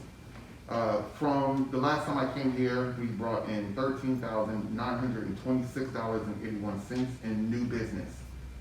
So that's in a total of 23 working days that we brought that in. No, excuse me, 26 working days that we brought that in. I'm actually signing 2 contracts tomorrow, totaling $8,097. And then our yearly projection currently, as it is, sits at $179,000 and some change, but that number is definitely going to grow. Any questions about any of the financials? How many bags of ice have you sold? Oh, I'm at $106. So 106 bags. Now, the one I'm seeing right here is a net income number for February. Yes, sir. But you don't have your, either quarterly or your annual attached to it. There's an annual year from July 1st through March 5th. It's net income also That should be $60,000. in your packet. Sorry. That's a missing, that is a missing page. Yeah. Let me see if I can pull that. Warren, I did want to Yes, ma'am. ask, taking the temperature on other event centers, they're still closed and not booking. Yes, that is on my list. We're getting to the next. So I talked to CC McGee from the Merrill Manders yesterday. They are still closed. Their tentative date to open up was April 1st. That is dead in the water. So there's no idea about when they're opening. And actually, it was texting Mercedes from the GFCC today. They're still closed for vaccinations. So I mentioned this to the city manager last week. Had a call, we had a deposition book, a last minute deposition, they had to book in 24 hours. So they wanted to hold it at an event center between, between Forest Park and Lake City. And they said, and this is a client out of Ohio. They said, you guys are the only game in town. So, and our phone literally has been ringing off the hook. It went from no calls to some calls, calling back, and now, I mean, I had to like put 2 calls on hold to call them back, and, so that's a good thing. Those are good problems to have, especially when we've been dead for, so long. So, yeah. That's on life support. We have. Well, 8 months in, just taking off projections, and I'm just gonna assume accuracy, but a loss of 60 in comparison to like 250 total. That means even if our projections don't improve tremendously, as long as they don't tank tremendously, then that number will have been cut by about 75%, at least half. So we're definitely trying to still stay on that track, and the way it's looking, if you take the snapshot from right now for the last 30 days, yes, we're gonna be growing. That's why I said 179 and growing. As far as refunds are concerned, that's always been a thing. In the last 30 days, we've had 1 refund request for a family reunion in July. I'm just saying that's pretty good, right? And that refund issue is a big deal because Yes. it means the projections have more stability. Because, last year, everybody wanted a refund. And so that's gonna end up playing out very well for But us. if it continues, and let's just say some type of momentum in there, you might be able to make an argument you break even for next year at least. Yeah. Not including the other changes, but. And the good news is that because our dates are so limited now, those all Holy Grail Saturdays, people are booking within 2 days, 3 days. They're like, oh snap, I gotta book like right now because it's just not available. I'm actually going to discuss with you. Right now, the Morrow Center's policy is to give a 5-day first right of refusal, and so we're thinking about reducing that just because of demand to 3 days, just simply because of demand. But we can discuss and see your thoughts on that. We do have a. Let's hang on. Any questions related to the financials as they come? Ms. Tran? No question. Chris? No question. And The accuracy's pretty good, Chris? Yeah, I mean, we're relying on the information that he gives us as far as sales projections and whatnot goes. We did have a conversation that we're looking into. He's got a lot of deposits and unearned income that's on the book from past years that needs to be cleaned up, and he and I and Han are going through that right now. The good news is that's only going to increase revenues if we move that from the unearned to the earned category. So it's upside potential, nothing really, there's no downside risk in that process. Okay. Is there a way to create either a line item in his profit statement? In other words, I don't want that to gloss over the effort that they put into it and the returns they've got to make it look like it's not what was there. So if we can put that at the Yeah, we can put it in a separate category. Perfect, because our main goal obviously is break even, right? And ultimately to get a lot of marketing for the city and other types of things as well. And we heard today that the Hampton Inn has now converted all of its meeting space into rooms. So they have no meeting space at all. And the lady has just got here and she has not seen your space yet. And we assured her that would be a really good idea. So remember they're a pretty decent name brand product. Absolutely. If they can make some things available, that would be helpful to everybody. Absolutely. So Okay. I hate that they turned the rooms into sleeping rooms. Terrible, terrible. Yeah, it's all working out. We make money both ways, right? We make it off the hotel bed tax and hopefully they lease some of our space too, so good job. All right, go ahead. Yes, of course. So The Walking Dead. So I got a call from Marty, she got a call from someone, I'm not sure if it was Camera Factors or whoever, but, so of course, The Walking Dead has only done two locations in Clayton County in their entire 10 years of their TV history. One in Riverdale, somewhere in Forest Park. But they went to shoot about a good portion of one of their final episodes, and this is the last season coming up, in the dark space, the Morrow Center, a drone shot from the parking lot. There's a whole thing going on, so it's pretty cool. Met with the location manager and the director of the series because he was looking at very intricate shots. We're working that deal out now. Like I said, it's been a heck of a time negotiating with them. It's super fun. But we're going to lock in. The dates are the shooting dates are 29th and 30th.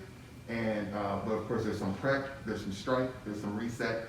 So all that's going to be good income for the city tomorrow, of course. And so I always like to say this because people, I think, just like anything else, movies are a business. They have, we have a standard in Clayton County that was set by the Tourism Authority that a day rental rate should be $1,500 in their opinion, because we're not trying to gouge anybody.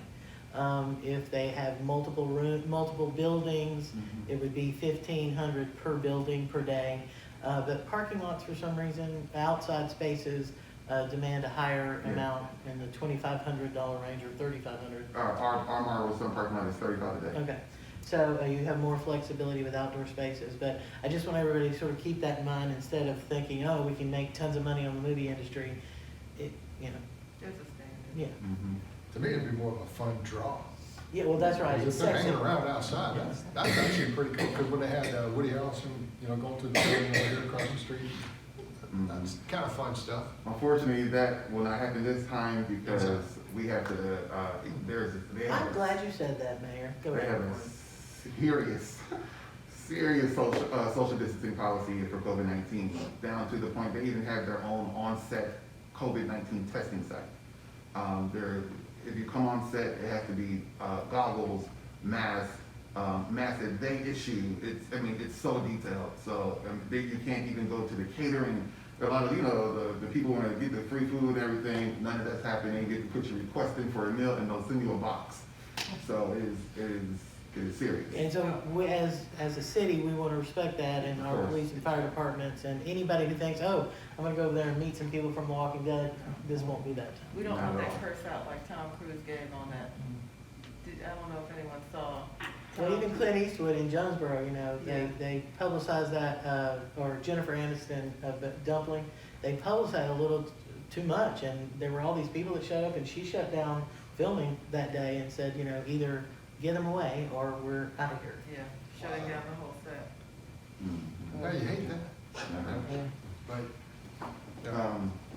That, it's a well-recognized yeah. Yeah. theater. I guess we'll just grab the segment and we'll run it down a loop. Well, and I was telling Warren, City because website. we reached out to The Walking Dead years ago about, the district, and, they had no interest, but now they're seeing, some of the different people are seeing it for the first time, and they're like, oh, wow, we want this. I was like, yeah, now's not the time. Yeah. Your time for that is past. We got other things going on there, so.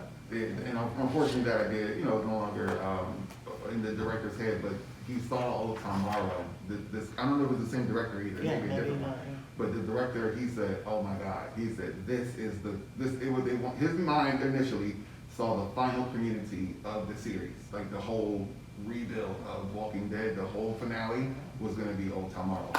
And then somehow he switched to something else, so he's the creator, so, yeah. But it was cool. Well, So do you want Warren to talk about the advertisements? yeah, let's see what you got. Yeah, so I mean, the advertisements are still running. We're, it was started in October, so we have another, you know, a couple more months to go with that. But I am gonna be speaking to them because we're not really seeing any attrition from that, for the Morrow Center. But I'm gonna be speaking to them either at the end of this week or probably next week to see, how we can redo some things. It's not the artwork because they're loving the artwork. They're like, oh, these are some of the best ads, you know, that are going in, but we're not seeing any results. There was one call last week for King Sierra, and I was super excited. I'm like, oh, where'd you hear about it? She's like, oh, just online. So, you know, with the online traffic of the advertising, that is working. Our website traffic from social has increased by 5.6%, which means direct results from our social media. And then our overall traffic has increased by 17.5%. On our, so that's a total of 558 new users in the last 31 days. Those are new people that have come to Morrow Center somehow, but of course the number one search for their discovery is Google search. So Google is the number one key. And I think it's just because it's in this area and we're the only game in town really. That's what I was gonna tie into.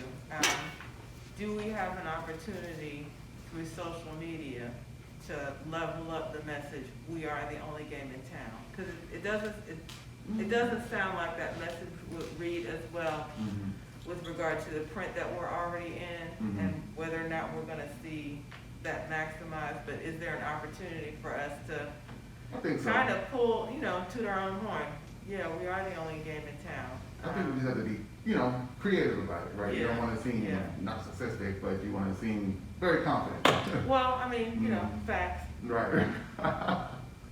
facts, You just have 100. to, so But figure out how to say it. I think that would be a great route to go. Yes. Us being the only game in town, social media does seem to work. The messaging can transform a lot quicker on social media as well.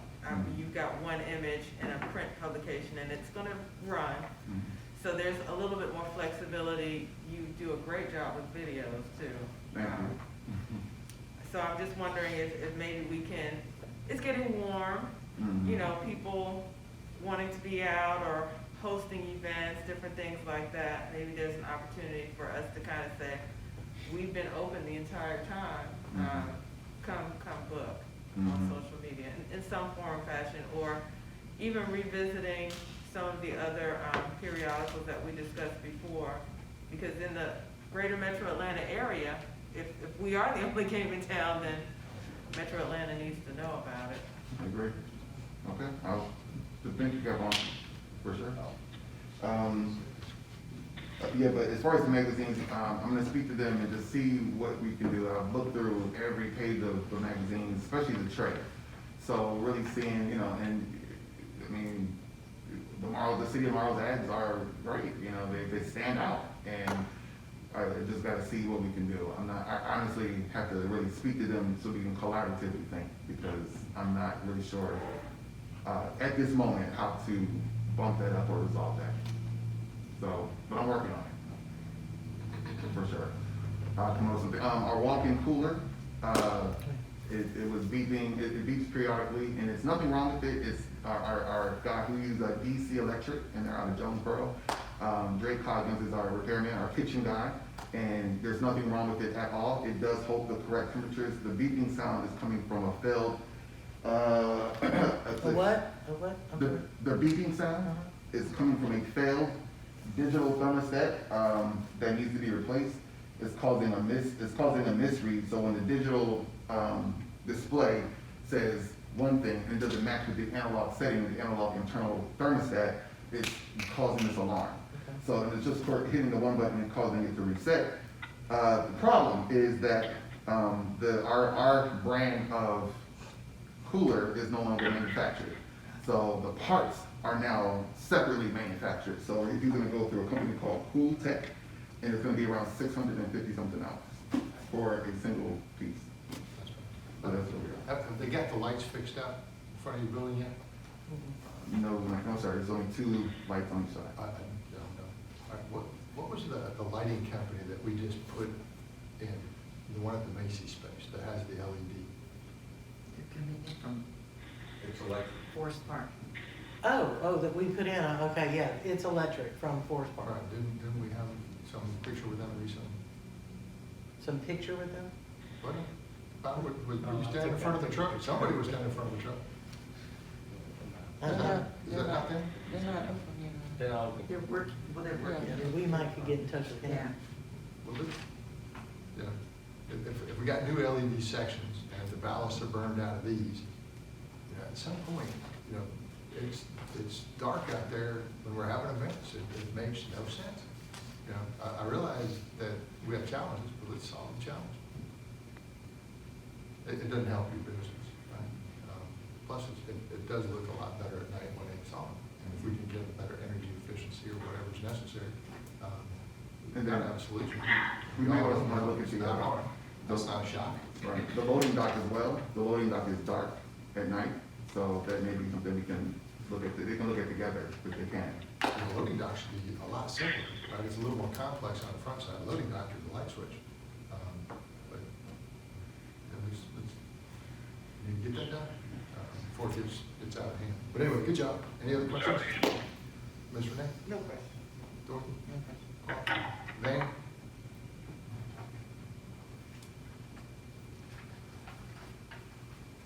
Hearing none? All right. Item 6, this was relatively new. Thank you. Okay, so at the last council meeting with the planning and zoning board, we had some general discussions about a lot of different things, but one of those items was we need to take some tours, kind of look at what some other places are doing, and what is happening locally. And some of that questioning really comes down to is, to some degree, having read your mixed use ordinance, let's just use that one for example. It is written in such a way that I don't know that anybody can build to it. On one hand, that's great, because nobody will ever build anything. On the other hand, if you've got people that you're trying to promote stuff to, it might not be a bad idea for them to be able to actually do it. Or you're gonna be in a consistent mode where you're gonna say, okay, you've got this great idea, you can't do that, but now we're gonna take it to the planning and zoning board, we're gonna take it to the city council, we're gonna ask for conditional uses, and then here's the basis of a conditional use. What makes you special? Why can't you follow this code? What is unique about your property or your project that is not going to be the same for everybody else? Probably not anything that's unique, which means why would you be entitled to conditional use? So what you want to look at is to say, first, let's put a moratorium. What does that mean? That basically means anybody who comes in here tomorrow who might want to build something that you don't want, you just give us a chance to take a peek at it, right? In that time period, you actually do that. You look at your code, you look at projects that make sense, and you see what changes that you're willing to make based on some real stuff that you would go look at. And I'm going to recommend places like Woodstock and some others. And I'll give you some easy answers. Okay, I'm not a big apartment complex guy, but you know that you can't build an apartment complex anyway. The code doesn't allow it. Right? What it does say, there's an FHA number, so let's say that we build a condominium project. To even be entitled to have that financed with FHA, you cannot have more than 30% of the project that is for lease. Otherwise, you can't get that section, which is why you can't use FHA financing at Northridge, for example. So you look at it and say it's a trending number, and that means everything has to be built in a couple of points. Double car garage, okay, yeah. But let's say one of these projects is a 5-story residential tower.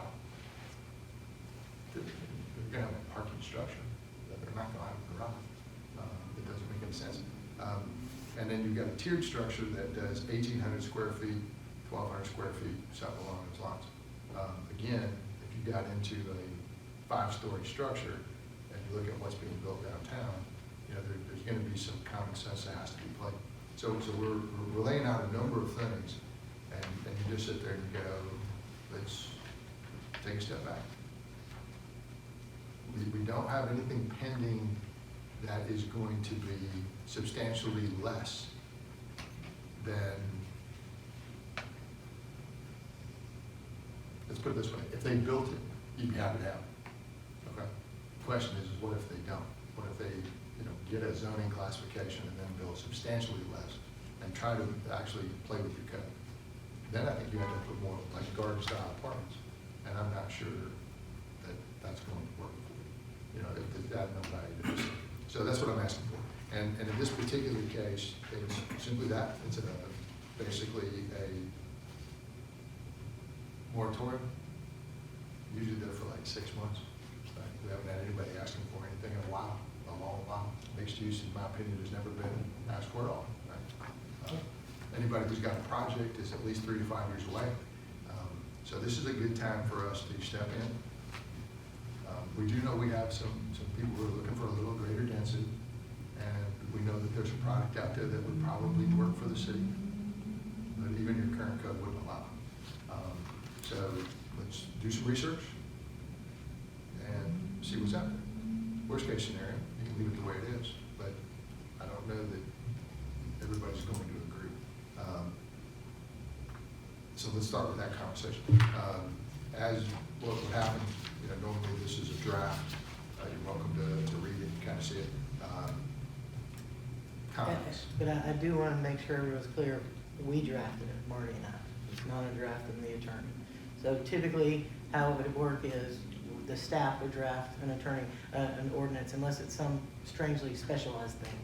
And then the attorney would read our draft and suggest any necessary changes. So it's always going to be vetted by the attorney, but if you start with the attorney, the process is just a lot more expensive. They approved a form, which means, you know, but you're the political arm. The political arm makes decisions.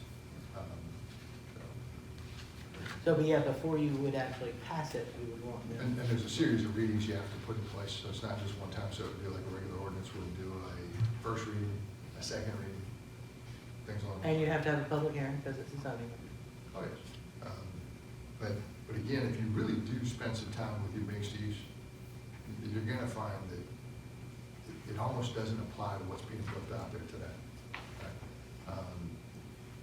These properties cannot sit there forever, but you want something that's gonna add value. So if I'm looking at value, let me explain what I think value is. Maybe not everybody agrees. Right? It makes no sense to try to attract something $150,000 to $200,000. Your homestead exemption pretty much covers that, right? Which means we bring more people into the city using more services at the detriment to your existing citizens, and you get zero return.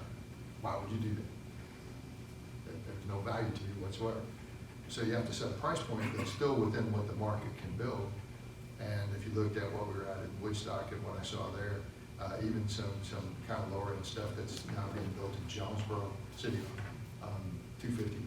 So really, you're going to look at that price point of about $300,000. As I say, a $300,000 property is going to add some tax base to what you have. It's not going to destroy your city. It's not going to inundate your school system, you know, with people that are going to be here and then run off tomorrow. There's not a tremendous amount of property in the city to develop in the first place.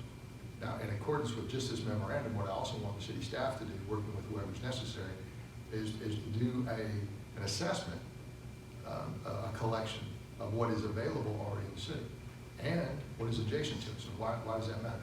So you get Bloom, which is across the street, which does not have very high densities, but it's built in the 60s. Probably not a place that everybody's gonna go rushing over to lease if it was me. Then you have Oxford Apartments, which was built in the 70s. Side by side, a little functional, obsolete, probably again, not a place you're just gonna go rushing over to. Woodstone condominiums, got a very high lease rate, not very many for sale at this particular point. Overly not been treated super well, they don't sell at a very high resale value. But something needs to be looked at there. Northridge, which is probably your latest product, which was built in the 80s. For the time in the 80s, it was fine. They should be selling for about $120,000 all day long, and they're having a very difficult time getting rid of them for anywhere in the 90s. When you get some very substandard housing that's almost pushing $200,000, Northridge should be doing much better. Then let's look at what's happening around us. You go to the university and you see Rainwood Apartments, 70s, right? A lot of them. Go back off of Trammell Road, apartments like crazy, a lot of them. Go down Mount Zion as you're going over to Jonesboro, Mount Zion Boulevard.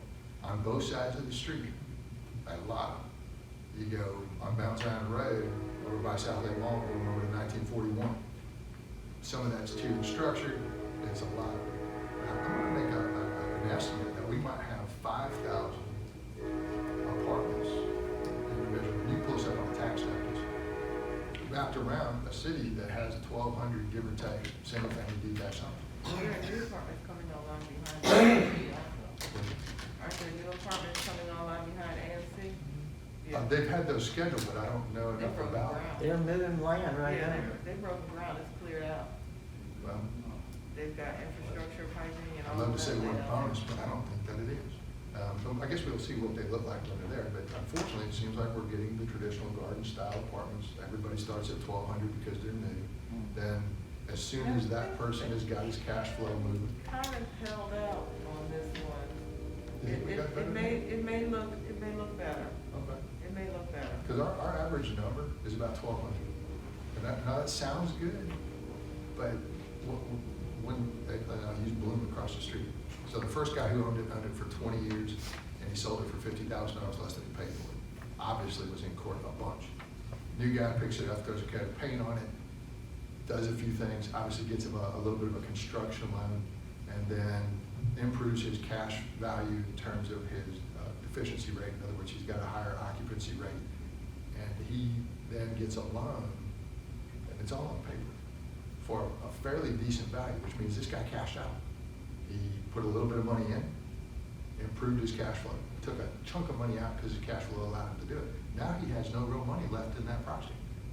All he's making is a residual number on a cash flow, which is optimal for him to sell it to somebody else. And all they're gonna do is basically milk the money out till the place falls apart again. The cycle continues. What doesn't happen is you don't get anything new, and you don't get anything that you would really want, all right? So how does that help us? It doesn't.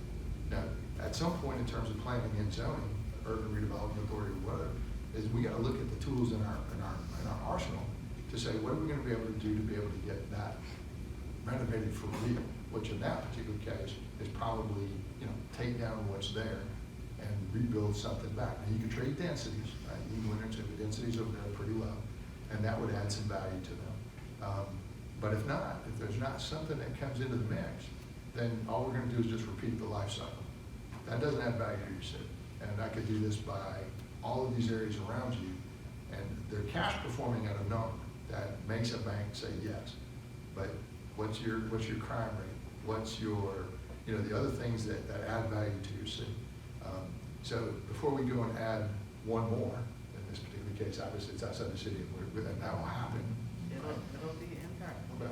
But it's like you're surrounded by things that are aging in place. And then what is gonna make somebody want to invest and build something nice, right? So we know we talked in the past about, some properties that were over at Center Park Loop, for example, that they did not appreciate in value at the level that other places did, right? So if you ring, is entire conditioning. If your retail is not consistently being reinvigorated by the latest and greatest restaurants or retailers that are out there, we're aging in place as well. That does explain, why we have a consistency to basically devalue what's out there. That does not help the city's revenue stream. These guys are working for peanuts already. We got problems. So you fix your problems, and they don't get fixed in a day, right? You talk about it, it is what it is, and then we have to do better. And can the core improve at such a rate that it pushes the stuff on the outside to a better level? That answer is yes, and we know that it exists. So we want both. We want to put a moratorium on place, and we want to do a little bit of a study to say what is really out there. And then things that are outside your city are very tough to control. Right? But we know we can do a lot here, and there's a tremendous amount of room to do it. And when you get a chance to tour Woodstock, for example, or some of the stuff that was built over in the Little Five Points area, it's in the ground. You can see it for yourself. Some of these areas were greater challenge than anything that you have here, by far. And they did. All we got to do is have the intestinal fortitude to turn down the folks that want to build junk, and to figure out how to work with people who want, and I understand there'll be people coming in this room that'll tell us that the developer wants to turn a profit. You think? Yeah. They're not coming if they don't return a profit. Yeah. So we just need to have as much profit produced here with the quality we want as the profit is being produced somewhere else. It's just a dollar. They're not going to care anything less. Because once it's sold, they didn't care. Right? And these others. So let's open the floor to that discussion. It's a two-part section, even though it's not written in two parts. Ms. Knight. I guess when I spoke with Sylvia initially, I was kind of questioning, the need for a moratorium for zoning that doesn't exist in the city already.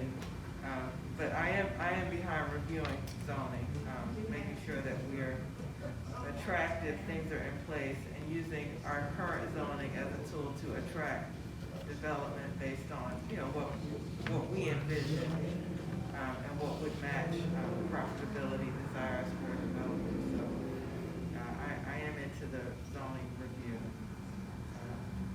But I guess we're gonna use the moratorium as a vehicle to make sure that we're focused. It has a timeline. It has a timeline, yeah. At some point, they'll hold us to it, which, that's not bad, right? Because people will use the time a lot. In other words, we'll talk about it, and So we'll do anything. stay focused and organized on reviewing the zoning so that we get things done. Because again, we're reviewing zoning that doesn't exist, that's all. Ms. Dorr. Yeah, I'm on that, I agree as well, but, let me ask a question. I don't think I'm familiar with 3 duplexes in the city. The 3 duplexes, on Old Rex Mall Road, the first 2 houses on the right are. Oh, those little, Yep, those are, they look like Okay. little small ranch style houses, but those are Okay. duplexes. And then on Huey Drive, there's another 2. I think it's the only 4 that exist in the city. Is that On right? I think Huey? there is 4. I thought there was only 3. There's 2 on Huey Drive for sure. The and there's 2. 2 Yeah, I on thought there was that one over there. For sure. past Meadoway.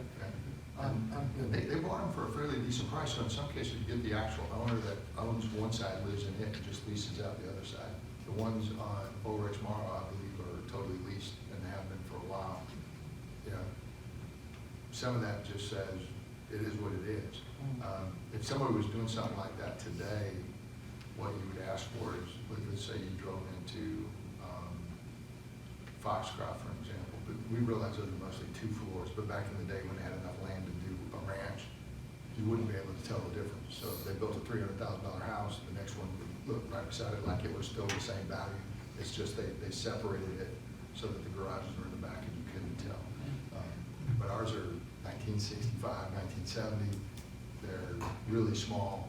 I'm sure they cash flow fine, but, So does our code address that today? So could you do that today? Right. You could No, build no, it. not that. Yeah. I mean, could you actually make a single dwelling into a duplex? No. Under your current Okay. code, you could, but It doesn't mean, again, if you went out and you looked at, I can take you to a couple places where the price point of the housing is 500 to 600,000. That would be single-family detached right here. And then this is 55 and older. You wouldn't be able to tell the difference between the house. But if you knew that it was 55 and older, that house had been divided in half. And I'd love to tell you that each side was worth 300,000. That wasn't true. Each side was worth like 4. But as far as the quality, when you drove down the street, you wouldn't have been able to tell if somebody didn't tell you that it was a duplex. You wouldn't know it. And it sells well. Okay, so while we have the 120-day moratorium, the code will be, as it states, addressing some issues and. We certainly hope so. Looking That's at- the idea. And that's yeah. your staff, right? So Marty, your P&Z board, let's take some tours. Right. And worst case scenario, if you want to leave it the way it is, it's fine. I don't think you will. Once you see something and you say, I want that product, like you drive down into Woodstock and you see that 5 to 7 story section back there that's new construction, I believe you're gonna say, I want that. And then we would go into Woodstock and we would say, what's the code that allows you to do that? What did you learn? What did you not learn? How can we get some? There are ways you can make some things work for you. You gotta be a little careful. This is where legal will come in. There's a theory that you can always say, well, I'm just subject to review. You let me come in and I get to decide what you build or not. That's called arbitrary and capricious, and you can't win that, right? It doesn't mean you don't have subject to some review, but you can't just decide what's picked and what's not. So you have to build enough of a base where somebody can build something and then give yourself some flexibility within. In other words, it's an option. So you, the developer, choose to come in and work with the city. Maybe there's a density option that we give you for working with us. You don't have to take it, but you should at least talk to us. So I think those have been upheld. But first, let's take a peek at what's So the mess. we need to coordinate our tours. Yes. Yeah. Well, and And I so because it you- sounds like a lot of because time. I want but to it's make sure really we're not. clear. So the current draft says 120 days. Okay. Okay. But you had said That's something 4 with months. 6 months. So I just want to make sure you understand it's not 6 months, it's 4 months. 4 months. So if we wanted to change that, we need No, to no, do no, it. no. Time's gonna go by, Yeah. and if we say 6 months, it'll be 6 months, we won't end up with it. If we say 4 months, then 4 months, we'll end up with something. Let's keep the pressure on to get where we want to go. I just did also want to add, I understand your thoughts and opinion about apartments. I wouldn't want us to think that apartments are a bad word. And the reason why I say that is because there is such a need for senior-oriented housing within the county overall. I mean, there's just not a lot of options and choices. And if there is an opportunity for us to have that type of development within the city, which offers so many, lifestyle choices, that's what we're trying to build up to, whether it's, shopping, restaurants, or partnering with the university. I know a lot of times you hit a certain age, you can take free classes at a lot of universities. I wouldn't want us to not envision some form of apartment housing, even if it is specialized, because there is a market and a very serious need for senior housing. Well, as you start to get older, it gets easier to say yes to that. Don't forget the gardening. Something's wrong with, Nothing's wrong with the mayor's eye. where's the chief paramedics? I was referring to me, I wasn't looking at you. I know you weren't referring to me. Spicy. Other questions, Kwame? No comment. Ms. Van?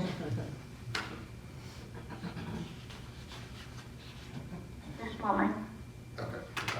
We're gonna go into the city council meeting, and we'll come Mayor, back. a small break would be most appreciated. We'll give you a He's small on a break. roll. He's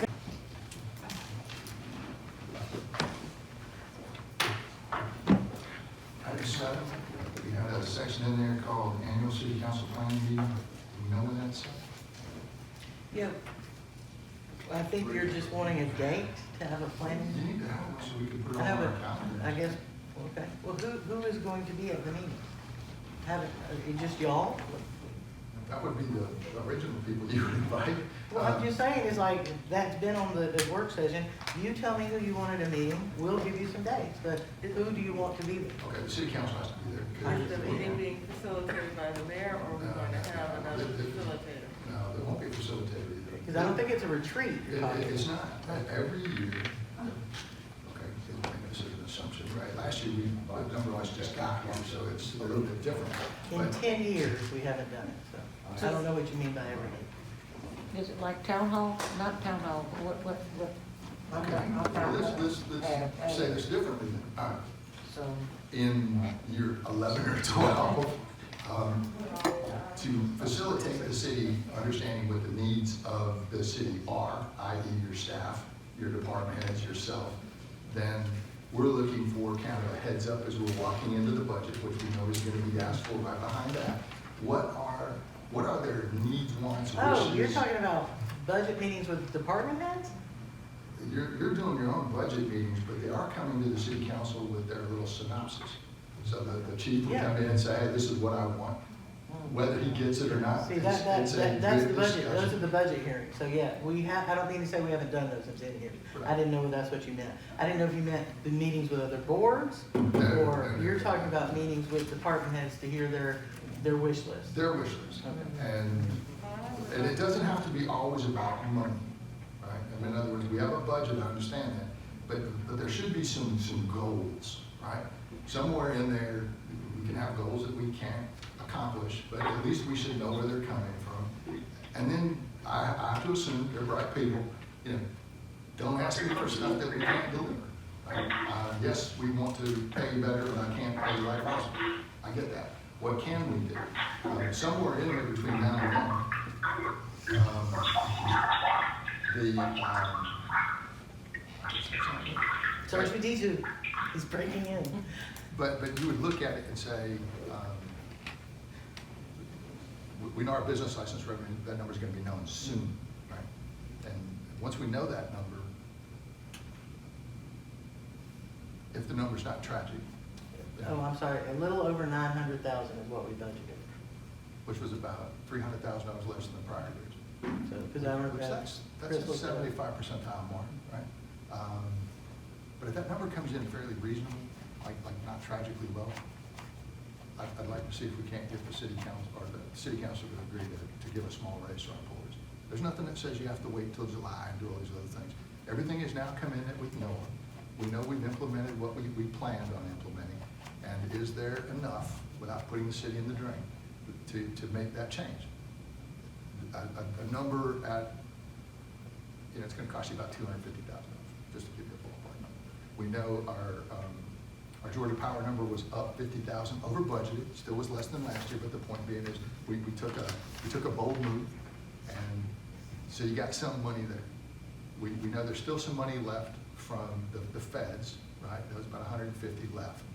So as long as everything held up as fairly true, those two items alone just about covered it. So you gotta say, you don't wanna promise things you can't deliver, but you wanna say, I don't know that I'm overreacting when I could say, you incrementally move when you can. It doesn't hurt their feelings, it certainly doesn't hurt ours. To prove that, not just say it, but prove it. Here's a little bit. I can't give you any more than that because, not because we didn't want to, because the numbers don't support it. But when you can, you should, personal opinion. So by that planning session, we should know that answer.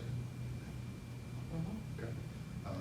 And the reason your business license is important, I'm going to use mine personally because I'm a small business owner here in the city too. So my numbers for this year were about 40% in terms of my gross revenue of what I did before. Right? But we're in some of the equipment business, so that doesn't have like a direct number. So by using my prior year's numbers, then I overpaid for last year. So I got that as a rebate. Then I'm using this year's actual, right? And then projecting that for next year. So by default, the city got about 50% real dollars of what I would have paid last year. Right? So it's a combination. That rebate is a big deal, right? Because that's what got your numbers down. Now it's front loaded. In other words, the reason my numbers are still at 50%, even though the numbers are off, is because we charge a little bit on the front side administrative fee, whatever, to make it up. I don't know how the bigger companies would do it. I'm a small, realtor business guy, so mine's not huge by any stretch. But if that holds up, then 75% on the bigger players, because we know Costco and some other people killed it, right? Then we know our sales tax numbers were very similar, right? They didn't crash. So that should say somewhere somebody spent some money. So anyway, that would be obviously one of the bigger items on that discussion point. That's Chris in terms of backing that up with some real, you're not gonna put yourself in trouble. And then let's ask these folks what it is they want. Prioritize it. Give us like your top three. Hopefully. Yeah, and I apologize for misunderstanding that because it may actually be on the budget calendar. But I will, now that I'm clear on what that means, I will make sure we get that date secured. Do you intend, because What we normally are you do, wanting to look at a Tuesday? We picked a Saturday. I know, but you have sort of been in the spirit of Tuesdays, I so you love mean a Tuesdays, Saturday. but I don't know that that's gonna be enough time, to sit there and say, okay, so if we pick a Saturday and we try to get it, say, get there at, 9 o'clock in the morning, out by 1, it has been traditional if we let them run, that we ran a pretty good bit. So if the council has lots of discussions, you might want to, give each person a certain allotted period of time.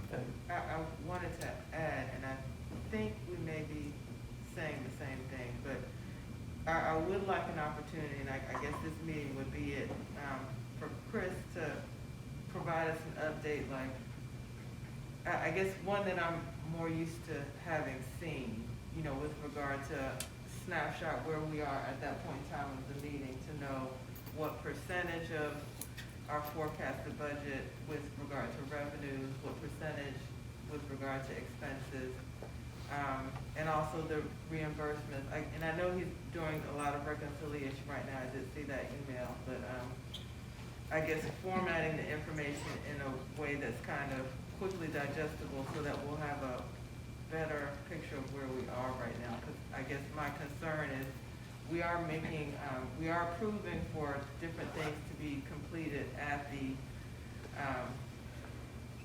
site over by Old Town Morrow, the different buildings, but we still don't have that comprehensive view of like what it's gonna take to get all of the work done.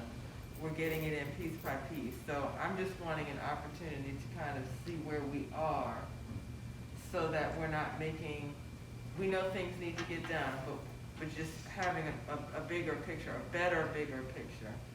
And I know Van makes a lot of inquiries as well. So just so that we're all kind of getting the same information at the same time to understand what's come in, the percentage of what we budgeted, where we are at that point in time, and what's been spent with regard to our expenses. Because unless I've missed it, and I miss a lot of emails sometimes, I really haven't seen it formatted in that way. If I may, so I sent out the email, that's because the revenue and expense report gives you all that information, but it's that, very detailed, lots of information. So I think one step in the better direction is a monthly report versus a weekly report, so we don't have so many versions. People are talking about this one and they've missed the last two and all that kind of stuff. The weekly is a little too much, and like I said, I guess being used to having seen it formatted in a way where it kind of provides a good enough snapshot where you're looking at things, understanding where you were forecasting and budgeting things and what was approved, and then at this stage in the year, what percentage have we actually collected, and I guess it's a formatting thing for me. And each line item is slightly different, like the Georgia Power check, for an example. It would have been 0 for 9 months, and everybody said, well, why didn't you have it? Because it all comes in one check. Right. So now suddenly you're 50,000 above what you projected, and it makes it look like we didn't fill it in the blanks for 9 months. That's just the timing. That's that one. The other one, as far as property taxes, very similar, right? It goes out, it comes in. Usually you're going to collect somewhere in that 60, 70 percentile pretty fast. Some slow people are going to pay, and then eventually you're going to be hopefully less than 5% non-payment would be nice. It just depends on how aggressively you go get it. Business loans can be the same thing, and this year I really do think people are gonna drag their feet sending it to us, and they certainly are gonna lie about next year's projections. Well, and So- one of the things that we've been concerned about, and Chris and Essie and I have been discussing, is that making sure that everybody who's supposed to renewed, and sort of addressing that in a time, in a sort of a prompt time frame, and not just over the next, 12 months kind of thing. I mean, because we're just, to your point, we're gonna see different behaviors, and we're gonna have to figure out how to capture, track, and solve. And- Are there and if any we know they're grant flat out opportunities lying, for businesses still kind of circling? Not. This is not- where we, we have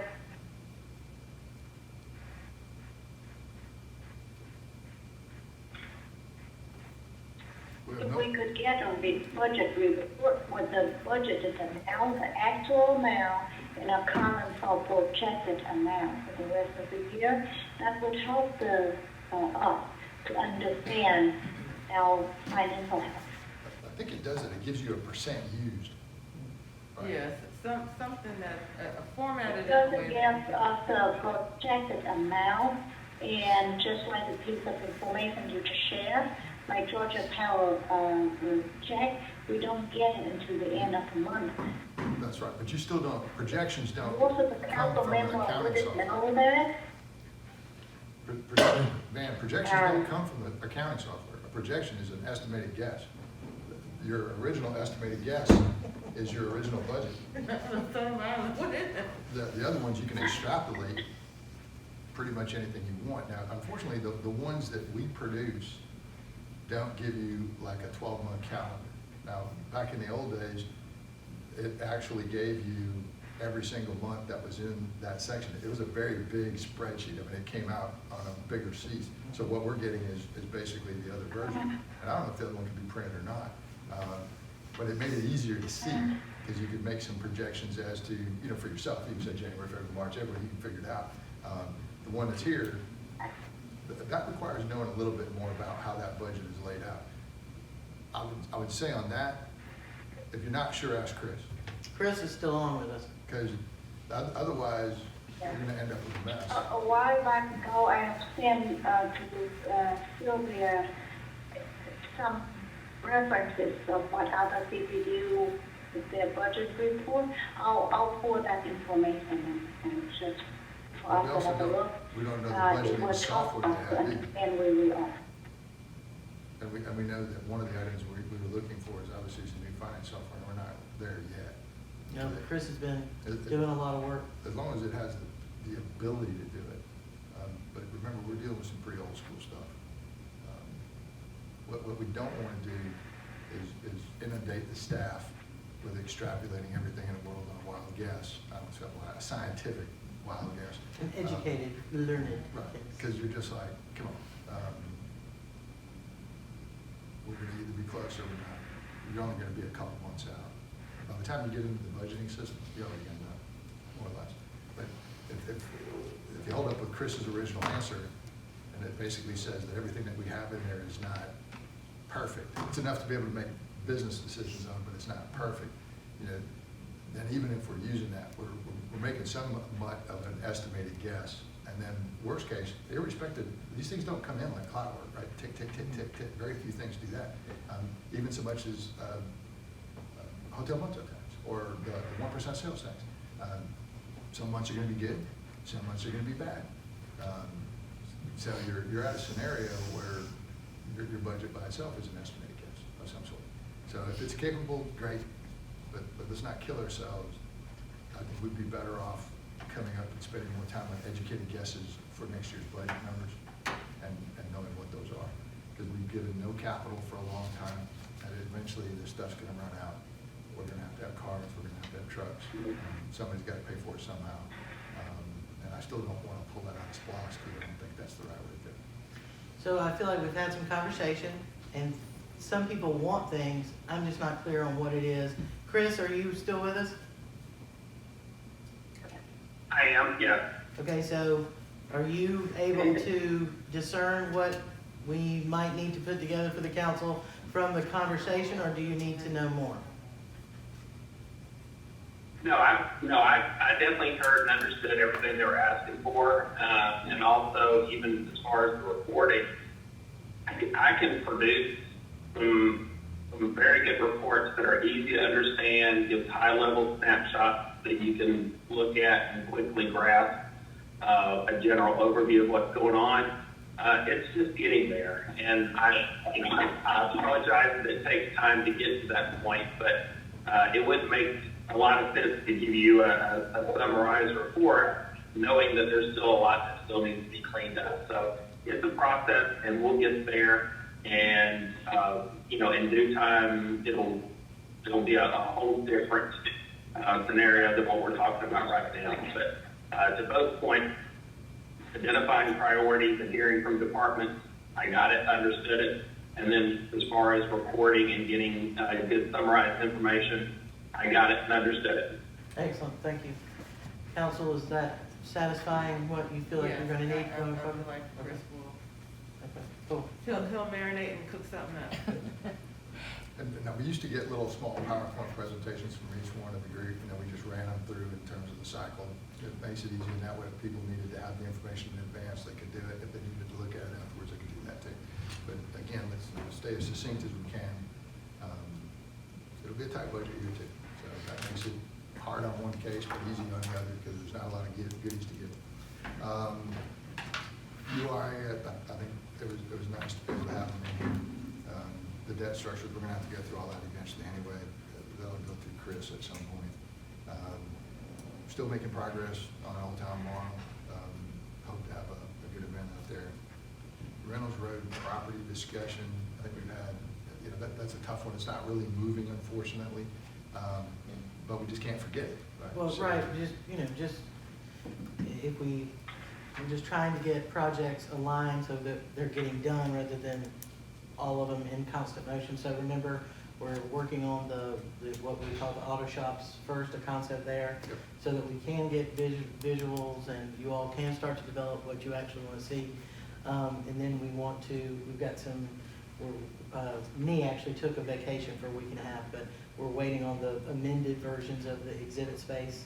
And then after we get those, then we'll move on to, well, I guess it's really, you want to see a more developed concept for Reynolds Road rather than the more pictorial version you Well, saw I think before, when right? we focus on it, we have a tendency to move it, all right? And you gotta be careful about being able to do paint by number. In other words, I gotta do one before I can do three. They're entirely different projects, right? So this is kind of an art project, if you wanna look at it that way. And we have to have conversations with those people to make that project happen. The project on 54 is more of a commercial development type of project. And you gotta have some fundamentals, I agree with that. And then we gotta have some people who have an interest before you can start getting into some potential planning and engineering and see what it's gonna cost, right? That's a whole different group of people. And then the same thing could be said for the conference center, same thing could be said for Old Town Morrow. And I realize it's a bunch, but if we're not careful, 6 months will have passed since we had a discussion last about that project. And then we could talk about other projects too, and it's like, well, and then we should pick one, the one at the end of Murphy Drive. Didn't talk about it, didn't happen. Right? Could have happened, should have happened. And if those people were the ones we brought in from Northbridge, they're probably disappointed, right? Because it sounded like it was a good idea. Nobody's in the way of the project, it just didn't move. And, okay, it didn't move, right? But today's a new day. We know that we've already got an idea, right? You've got it on your list, which means it's headed back toward the moving direction. And as we get better, we can't let these fall through the cracks. So when we talk about it, I don't know how to say this any other way, but I'm not saying notes, I'm not picking on anybody in particular. All I'm just saying is, we all collectively forgot about it. Or it's on the back burner, however you want to say it. Right? It can't be. We got sidewalks, we've got other things, and we got to consistently move them forward. And, Bow and others, yes, find me some people who want to, live here, find me some people who want to do business here, it's a long list. I get that. Right? You got to manage your projects better. It's not, I'm not picking, I'm just saying, that's as much my fault as anybody's. Because we can meet with those people too. who's next? You know what I mean? So, but that's the only way these are all gonna work, because it's like fishing, if you got 10 poles, we don't know which one's gonna bite. Fair? Just be ready to jump on the one when. That's right. When you feel that's, that tug. that's exactly right. You know, because doesn't that actually, you know, isn't that what makes us better? You know, because this one went, we're gonna knock that out. What's the next one? What's the next one? What's the next one? Yeah. Odds are something's gonna bite at some time. And that's what keeps your city feeling energized and doing different things. Because it's really cool doing ribbon cuttings and events and talking to your citizens and doing different things like that. That's some really cool stuff. That gives them the ability to interact with you. If nothing's going on, that interaction is pretty limited. And most people still don't think, you know, politicians are rock stars yet. So until we get to that point, things aren't going to be great. Dark space, we know we've had some discussions with some private players, you know, in terms of what's happening at the bottom. We don't have a letter of intent. We asked for some things to be able to help us say, if that's really what you're gonna do, show me some financials, show me that you've got the ability to do this project. Does everybody feel like they know what the mayor's talking about? Yes. The players or the plan for the dark space? Not, well, there Just the is a concept of one potential of the sections. per player in the dark space, not our exhibit space. No. Downstairs. Oh, There's no, somebody I who's don't- shown an interest in Yeah, renting. that part I don't. Okay, so there's somebody who's shown an interest in renting, But Should we pass around a Post-it note? huh? Or- is it a secret? Right. I mean, we keep referring to this. Well, The because at reason the it's a- first she said we weren't supposed to talk about the actual person. Is that still the case, Val? Are we still on? Yeah, but I haven't said anything yet. But- I can tell you generally, we have someone who is interested in looking at putting something inside the downstairs of the dark space. But I am not at liberty to tell you who. But here's what we can say, all right, is we've met with them twice. Sounds reasonable, right? But somewhere you asked for the obvious things. Right. Okay, I want to buy your house. Can you afford my house? And we don't have that. Then we have a person who's an intermediary, a broker, and that would be their job, is to say, give me at least a non-binding letter of intent, which would be on any project you do. This would be a very traditional thing, that you're not like making this stuff, that you don't have to have 10 lawyers involved. And that basically says, I'm serious. And And those so two when that things comes in, help us. you will all see it. Yes, So- because then at that point, we would be having discussions that said, we need to do some preliminary engineering. And what does that mean? Well, that means if we're gonna allow you to use the space, we gotta make sure that it's capable of being used. Right, And- so what you want that for. would Yeah. be my next And- question. Would it change the scope of what we have intended to improve the space?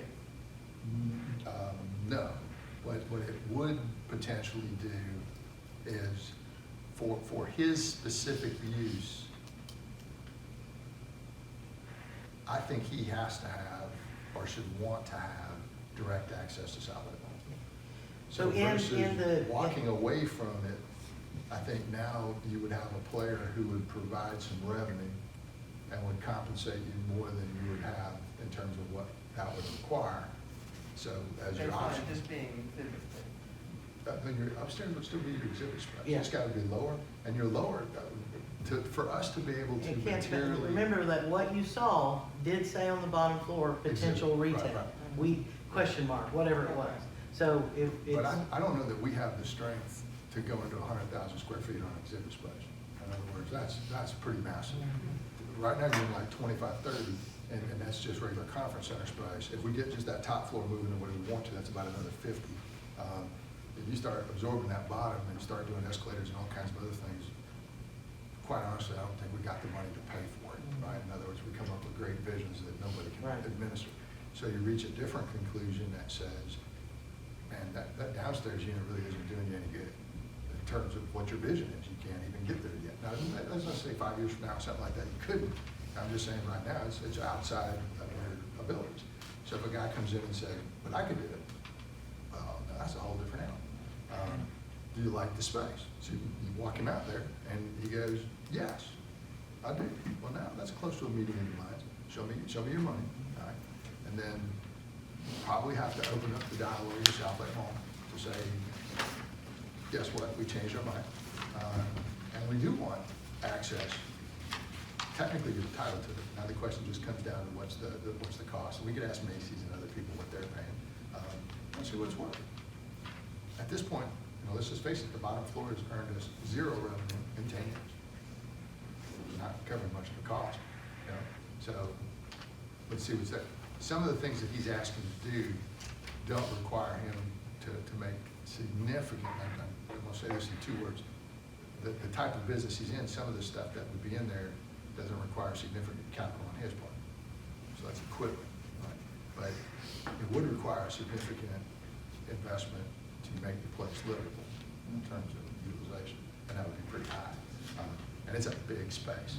So even if you spend it, on a low end, $50 a square foot, multiplied by 40,000 square feet, you're spending at least a couple $1 million, and that number could be, 3 million, 4 million.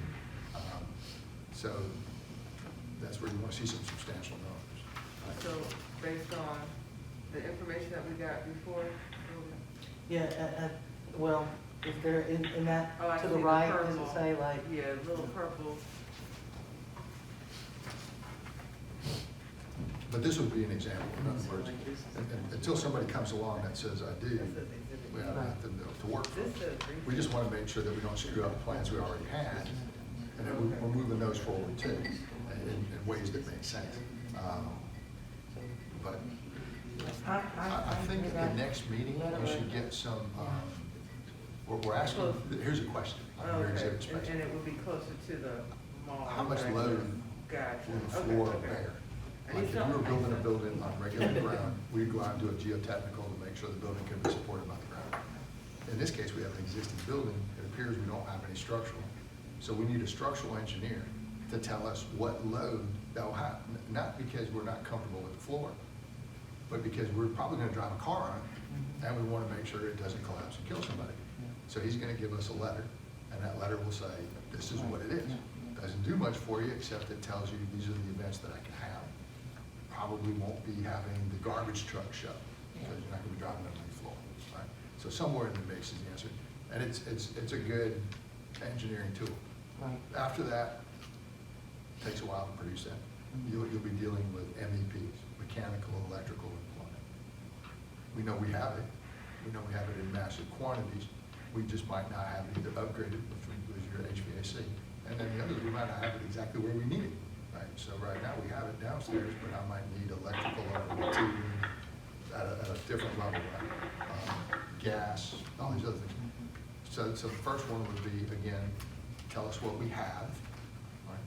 Then the next one would be, if our shadow box relay, if you go in there and you come up with your plan, generic plan, you gotta be able to deliver the mains, the trunks, to a certain section. Now, you don't know how each one of those is gonna break out yet, you don't have to do that. But you're gonna need to know, what am I gonna do and what's it gonna cost?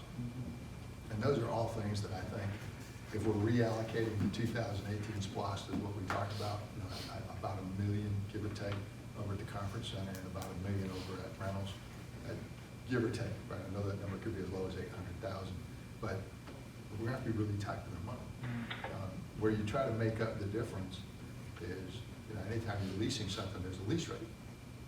But if you put up your money, and I give you a discounted rate for a substantial period of time, you've recovered a pretty good bit of money. Does that make sense? So that means Dorothy's building a space out. I'm just giving you a lower rate for 2 years, 3 years, whatever it is. And so to what Councilwoman Knight was saying earlier, that is a style of incentivized program. Right. Correct. I'm using their money. The only thing is they're getting a rebate back, and instead of you taking a risk in their business model and walking away, they're taking their own risk, and they're having to shop. Now, they have to pay a cost of capital, whatever it costs to borrow it, but that's not a bad deal. That way, if it falls through, your building's still built. Can we show Councilwoman I'm not being in on the information. But I think you'll see this in, I was talking to several people today, and when I just rattle this stuff off, I think night descends and everybody forgets it. Okay? You put it on a piece of paper. This is not, when you go to these economic development classes, they're gonna lay this stuff out for you. They're gonna go, yep, that's how it's done. Yep, this is how it's done in the private sector. Here's some things you can do that might be helpful to you. In no case am I asking for bonding, none of that. At some point, if you've got a project, maybe, but none of that is required in this case. Right? This is fairly basic stuff. And the only reason it's basic is because you own it. That's it. It's not a falling apart building. It's just a building, and it just hasn't been taken to the final level where somebody's gonna use it. But we're headed there. Look for some structural stuff soon, look for some MEP stuff behind it. But I think it would be responsible to say before we ask for the MEPs, I want some letters of intent from real business people who could sit here in front of you and say, love to have it. You know? And then just understand that they're gonna ask you for everything, you know?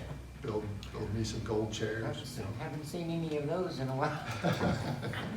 You know, but they exist. And you know, Val's got a list mentally, at least if nothing else, of people we talk to. It's a very diverse Set list. mine like a computer. I wouldn't say that. But he's. I was gonna say something funny, but I won't. But it's diverse not only in terms of the people that are coming and the cultures that are coming, but it's also diverse in the product mix, right? Mhm. So it's not all everybody headed down one path. It's a series, and they're you know, one of the things we're also asking you guys is there's something you want in realism. In other words, you think that they could build it here and should have built it here, then put it on the table. We have the ability to reach out to these people. Let's go find out. Make them tell you no. Make them tell you no several times. Somebody just might say yes. And quite honestly, like one of the individuals, you know, let's just say you know, South Atlanta's not my bag. Are you a franchise? Because believe it or not, female-owned businesses, all these other ones, they're looking for franchise opportunities, and we might be just sitting on it, and we got the ability to put a deal together. Right? A little more complicated on the north side of town, right? Those rents are $52 a foot, 7 camp. I mean, they're ridiculous numbers. Right? You don't have that. A lot of the businesses that have closed in other cities and whatever, they're looking to relocate, so that might be a good. I won't tell you this one, but I don't think it's a secret. Right? So the Taco Bell on Mount Zion has the plans on Marty's desk for a revitalization. Right? There's another Taco Bell in the city that might close.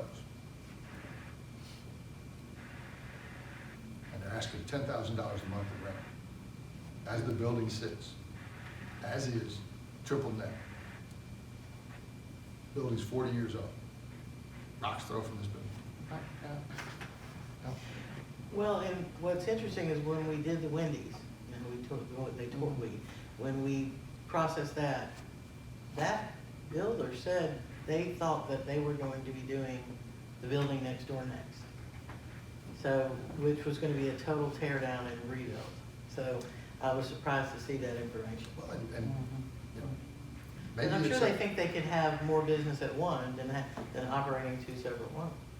But for the business people, would you go pick up a 40-year-old building and pay top level rent? Or is it a negotiating strategy that says, I want you to stay, or I want you to reinvest, or I want you to do something? I don't know. I mean, I was thinking like in Jonesboro, I think they have the facade grants. I mean, you know, if it's being so close to our park, do we have an opportunity? And of course, it's money and talking and incentive, but maybe there's an incentive for some businesses around our core where you have a more pedestrian, outdoor seating, friendly environment that can help it tie into what we've always focused on as our City Hall campus. Yeah, just like, Like you know, the way well, Wendy's with did. Wendy's wanted to take their outdoor seating out, and we told Yeah. them they couldn't. No. Because Yeah. we were trying to breathe Right. life back onto the sidewalks, Yeah, and we didn't I want mean, people. just encouraging, if it's coming along that corridor, and we want this connectedness, and we want this foot traffic, of course, we have to focus on making one of the most dangerous intersections in the county more, you know, safer.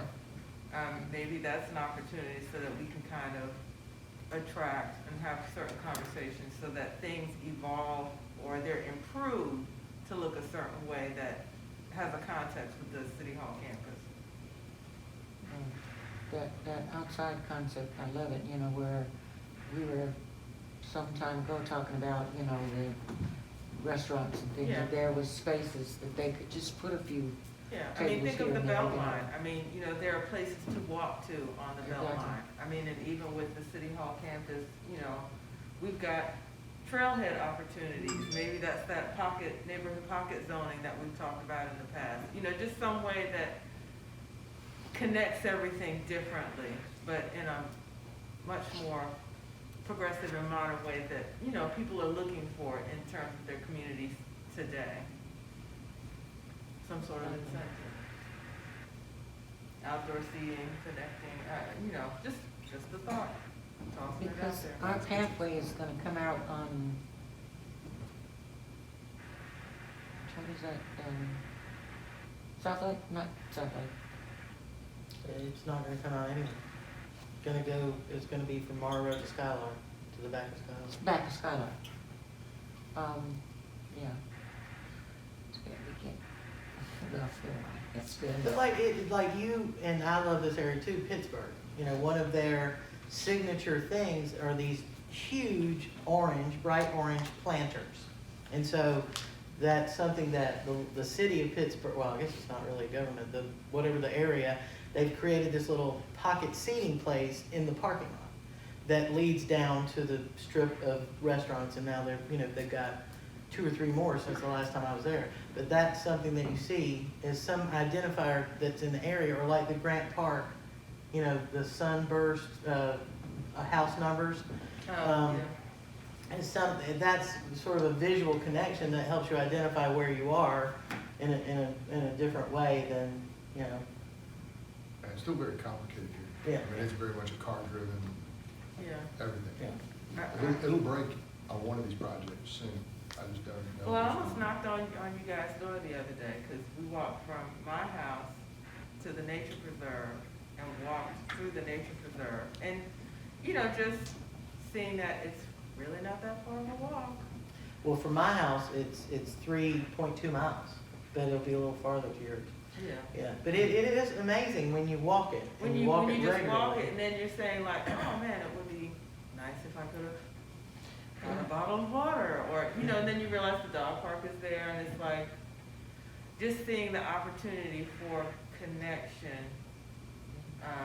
Like, where are you going when you walk? Yeah, where are you going? You gotta go over But to then the also food- with the City You Hall gotta go to the campus, food there's, truck. yeah, with the City Hall campus, there's that opportunity as well. Right. To make the businesses on 54, you've got one side that's naturally car, but then on the back side, make it pedestrian. Pedestrian potential.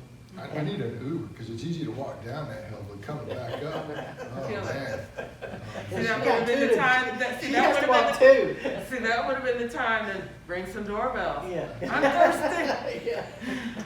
Yeah, and it was cool last night, because when Donnie and the dogs and I were on the path, we saw like four different families. I'm used to seeing individual people or joggers from the university, but we saw 4 different families. One coming up from the Burbank down, it was a grandmother and 2 daughters and their daughters, and one was from Foxcroft, they came down and went Yeah. on. So it's just cool. We've got an opportunity amongst that triangle, because that dog park, and then you connecting to Clayton State on the other end. If there's a way to connect even with City Hall, you know, some kind of way to connect it, but have an opportunity for there to be Well, destinations. it does connect by sidewalk. Yeah, Right, you know, so maybe there's the potential for destinations along our.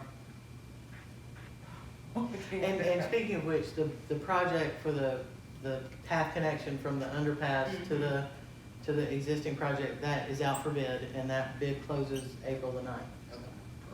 And in one of our little projects that we're gonna have a scope of work on, one of the concerns, of course, is that, you know, the trail has grown up over time and people get a little nervous.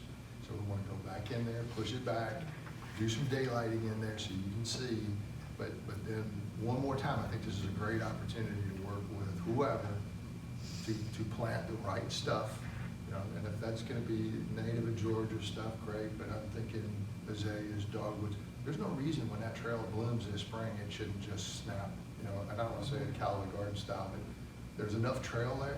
If somebody wants some natural Georgia, great. If somebody wants just, the cherry blossoms or the other types, because we know it looks good. In fact, so a few years ago now, we had an individual that was honored after his passing with a cherry blossom tree, right? For Ray. And so, and we thought, wouldn't that be a cool thing to start promoting is, do you want to plant a cherry blossom tree in honor of somebody or in memory of somebody? Either one. And so it would be a way that the private citizen could buy a tree and we would go out there and plant it for them. And then over time, you would have an accumulation of cherry blossom trees. And we know that the state of Georgia sells the little stems. At 20 years from now, you might have a dogwood tree. Let's go get us a dogwood tree so that, you can bury me under one before it's necessary. Because we should have something that grows up fairly reasonably. But if we had a signature plant, be it the dogwood or the cherry blossom or something, and that became what anybody could buy one and put one on the path. And so it would have some, some ownership, some Well, and that's slow where feeling. people like you understand. She's a vegetable gardener.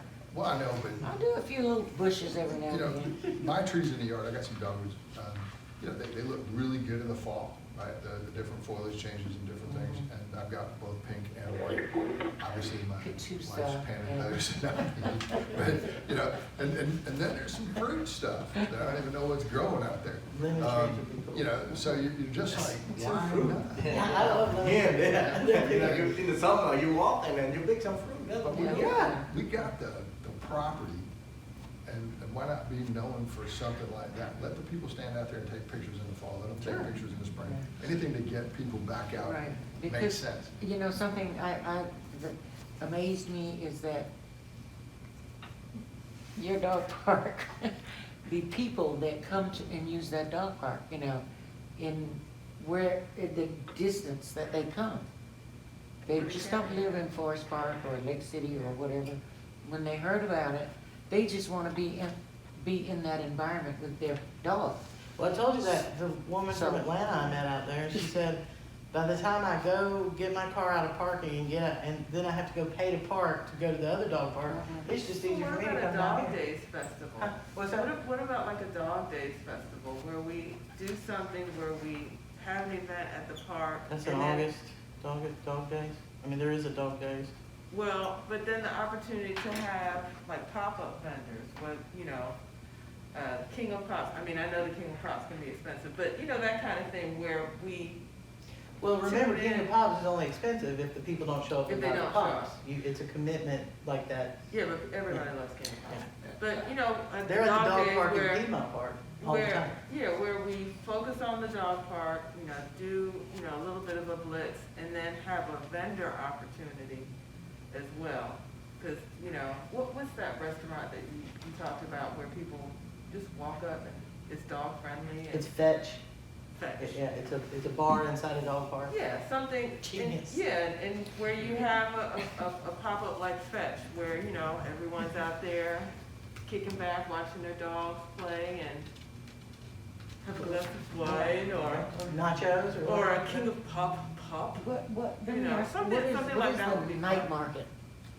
Night market is basically just almost like it says. It's, in Vietnam, it's hot, so when it gets dark, then they set up a whole bunch of vendors and they sell a night market. Pretty So close. it's just Yeah. walk and eat food, Pretty much, almost like a food festival, like you Mhm. say here, is all you're doing is just pulling them together, you're having a good time in the middle of the night. Yeah, but I mean, obviously, if a jewelry vendor wanted to be out there, you wouldn't limit that, right? It's not just food and. I think if the space is big enough, you'll take anybody who's coming, Right. because they all, it's basically pull everybody out there and have a good So, time. now, if So you have- FYI, dog days are Wednesday, July the 21st through August the 19th. Yeah, so I think something like that might be interesting. I mean, I like it. no one else is doing it. Well, if you can capture the weekend, Yeah.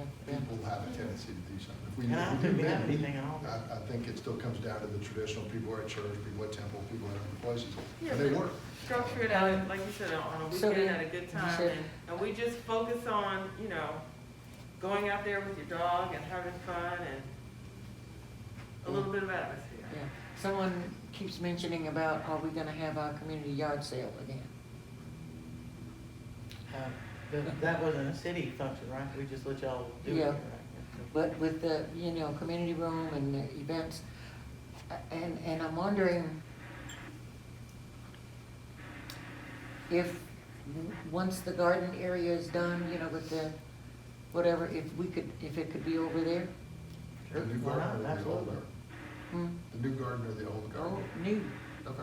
we're Okay, fine. done, we're through with the old. Yeah. Yeah, well, they already kicked it to the curb. Well, The old the only garden thing is show they're has always that. gonna be, if that COVID testing. Right, site is still right, there, exactly. Then, we obviously wouldn't be able to have it then. And 'cause they're we need to. they're every day, are they on Saturdays as well? They're during the week.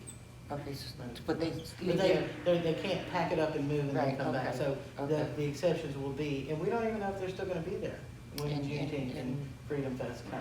in July or August, that's what I was, yeah, okay. But, So you do the yard sale in August? well, basically people like to do it, the spring clean out and all of that, type of thing, and people are saying, I need to get rid of all of my stuff, because we haven't had it now, in, what, You wouldn't wanna have it at the district? That'd be cool. I'm okay with Cause then it. the fountain will be there and it'll be, Yeah. that breeze will come off the fountain and may serve some relief from the heat. I'm selling it, man. I'm They, selling it. they just wanna have Anytime you got a it. choice of asphalt versus grass, take Yeah. the grass. Well, Yeah, they just wanna get all the stuff that they've been holding and all of this, they wanna know, are we gonna have one? And if not, then they wanna, Because, so if we succeed at what we're trying to do in the district, and if restaurants open there, then we're gonna wanna plan everything we can over there to support, Yeah. cause right? Yeah, yeah. The more events we have over there, the more it supports whatever businesses are Yeah, there, okay. so. We were having a sidebar conversation, I was just saying, if we were to do like a dog day type festival over on that campus itself, it would be nice if we had an art installation out there, so that there would be something to view. People could get portraits of their dogs. So that's what I just said, Yes. that's what I just said, Yeah, yeah. caricatures of the owner of your Dog dog. caricatures, I Isn't can't that cute? stand it. Isn't that West, cute? west.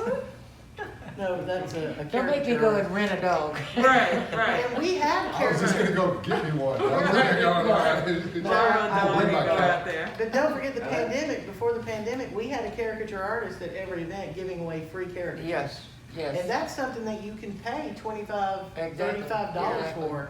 And Yeah. so. That we was would- the longest line. Yeah, oh, that was the Yeah, that was longest always line. the At longest Lunar line. New Year Yeah, I was and gonna say at Lunar New Christmas Year. in the Park. Yeah. And he would charge us like $400 for 4 hours of free caricatures. And so it gives everybody a really cool souvenir. Yeah. Right. But yeah. I am loving dog caricatures. I'm gonna ask Mickey does dogs.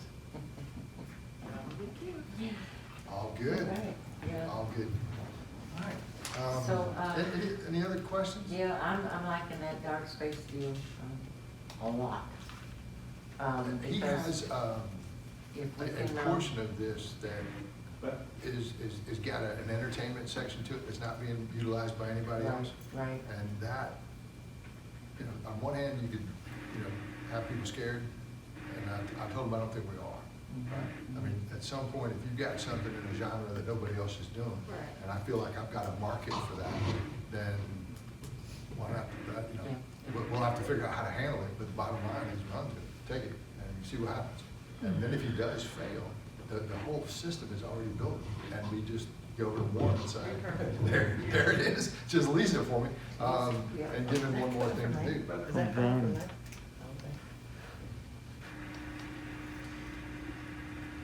Okay. Don't bet your money on it yet. Dog show, just like. Oh, yes, but,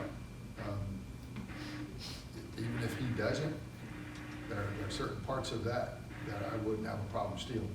In other words, we could do it upstairs, there's some interesting parts of that.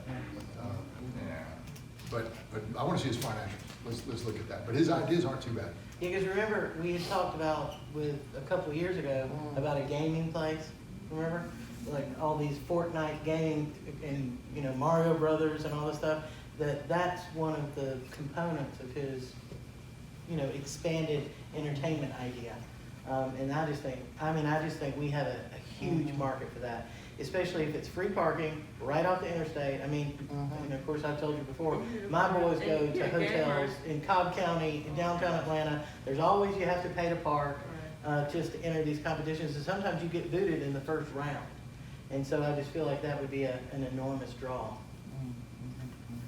I mean, the opportunity for people to watch other people play games. Yeah, you don't even have to play it. But it also, this is one of the few times you'd be able to say, you're pulling the demographic that the mall is trying to pull to. Now suddenly we have the first time an aligned interest to work together, by just your default, if nothing else. Sometimes, take what you can get. And like I said, he found us, so, you know, Val did some work over there too. I believe he drove some people around for a couple days. Well, but I mean, in all fairness to Val, remember, it was his pursuit of drip coffee that led us to, it was the real estate agent with drip coffee that led him to the conversation that led us to this guy. So, You were trying to court Drip. yeah. One of my old spots. How about scooters? So, do you remember Scooters? I emailed. The guy at the coffee house that was gonna go across from the Welcome Center, but Garapati would not budge on his land price. So sometimes it's the irony, you go after something, we bring your competitor. But Yeah, really. we got lots of room to go. But the very fact we're having these conversations, and these aren't made up, you know, you're gonna land something. All right? And you're gonna land a series of them. And those first ones are always a pain, because it's like nobody's got any believability, right? Then you just gotta keep fending off the animals until you get what you want. Because there's, yeah, anyway, y'all know the story. On the residential side, we haven't really moved a bunch, even though we own some properties. Again, this is one of those we're not focusing on it quite yet. We've got a couple people that have looked, that they haven't pulled the trigger. We're just gonna have to revitalize our efforts and go find some more. I was up in Cobb County the other day, and I actually stopped a guy who was a grader. One of the few that you see up there, he was doing he bought a big enough piece of property where he's putting 4 houses right beside each other. And, you know, pretty good price range. And you just don't see properties like that, you know, where you're getting a small tract builder who's not building roads and things like that. It's just taking advantage of what's there. And you're going, well, you know, where there's at least 2 or 3 lots, you know, that are in close proximity that would be able to do the same thing. You know, so I just gave him my card and said, you know, you know, and he asked me where I was at. I told him, and I didn't scare him, you know, so it was like, you know, come see us. Let's have a conversation. And that's what it's gonna take. You're just gonna have to find people in the right spot, try to bring them out here. And again, see if you can't make something work. Something to get some new construction residentially right here, something that you can be happy with. And let's set some new price points that will make some people happy. That's pretty much everything I had on the list. Any other things? Is the Meadowbrook house still Least? Yes. leased? Yeah. Well, That's not for long. No, it's Well, not. but you're getting, you know, a little bit of money off the back shed plus the one on the front. What's our total take on that amount? Well, that's not the issue right now. It's that they stack mattresses and furniture and trash and, you know, all on the back side of the building. They keep doing it. They won't stop doing it. Have we got an inspection scheduled yet, Beth? Our own tenants. Yeah. Oh, we'll make more money on a monthly basis if I send them to court. Yeah, I Going saw over there that. I asked for an inspection and she's gonna, we could go in and inspect the house. Again, she doesn't get to decide. The lease says we can inspect it. Right. So, But what's she paying for the house? I can't remember off the top of my head. I want to say it's in the $1,200. Right, and then we're making a little bit of money on the garage. Yeah, but she just can't, they can't stay there if they're gonna treat it. I understand, but I'm just saying from a cash flow number, 1,500, 1,800. That's not terrible. The other one, that's just a Taylor arbitration. Well, I'm not, we're handling it. Right behind that, take your. I got a text from you, I went right over there, I was like, oh, no. I thought they Because had those moved couches out. are new this weekend.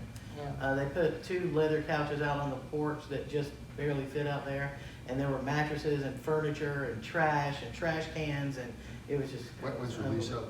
Huh? When's the lease up? Kind of close. No, I wouldn't say it's close, I feel like we just got them in there maybe 6 months ago. The time flies on that house. The other one is the one we just did. Yeah, they've only been, this is their second month, and they're already late on their second month of rent, so they're addressing that too. Okay. It's got a lot. Oh, well, yeah. Well, we know that there's a certain number of people taking advantage of COVID, and there's this theory that, you know, that the federal judge ruled that entire law unconstitutional, so we can take you out about as fast as we need to. But either way, Yeah. we'll live, and we're earning at least a little bit of money. I just don't like to have that visual. Oh, no, you I know, totally agree. I'm actually disappointed. Right there in that. But, And we visited with him more than once, Okay. so, but then this was just extreme. What about my other fella?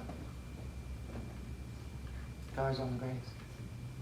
Oh, now he has been consistently not on the grass. Okay. And we've also visited with him, and he'll be in arbitration. That's the people that I feel like we always catch working on cars on the weekend. Yeah, That I came out there. That's farther down the Bring road. him to arbitration. I did want to ask, and I guess she wasn't here.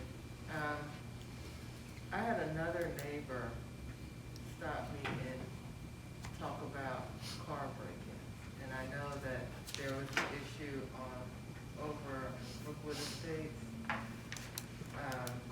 And so there's been an issue within Foxcroft as well. And I know folks came out and talked to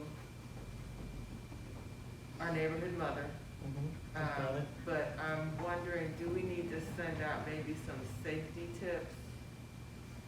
Something, some kind of correspondence? Because it's getting warm out, people are roaming, we'll start to roam a little bit more. And just protect yourself from crimes of opportunity. Do you That's all have really what it like a sounds community like. building? Say again? Do you have like a community building? We do, but I mean, nobody's where going they on there could do 'cause- like a yeah. meeting? There's not a place that's big enough to put To meet. a posting. I mean, to meet, like have a meeting and Yeah. so that Well, maybe some things can be roll out shared. something so that we're communicating. And, you know, we would say that if Foxcroft didn't have a space that was big enough, or any neighborhood, you know, we would make a space opportunity for a meeting.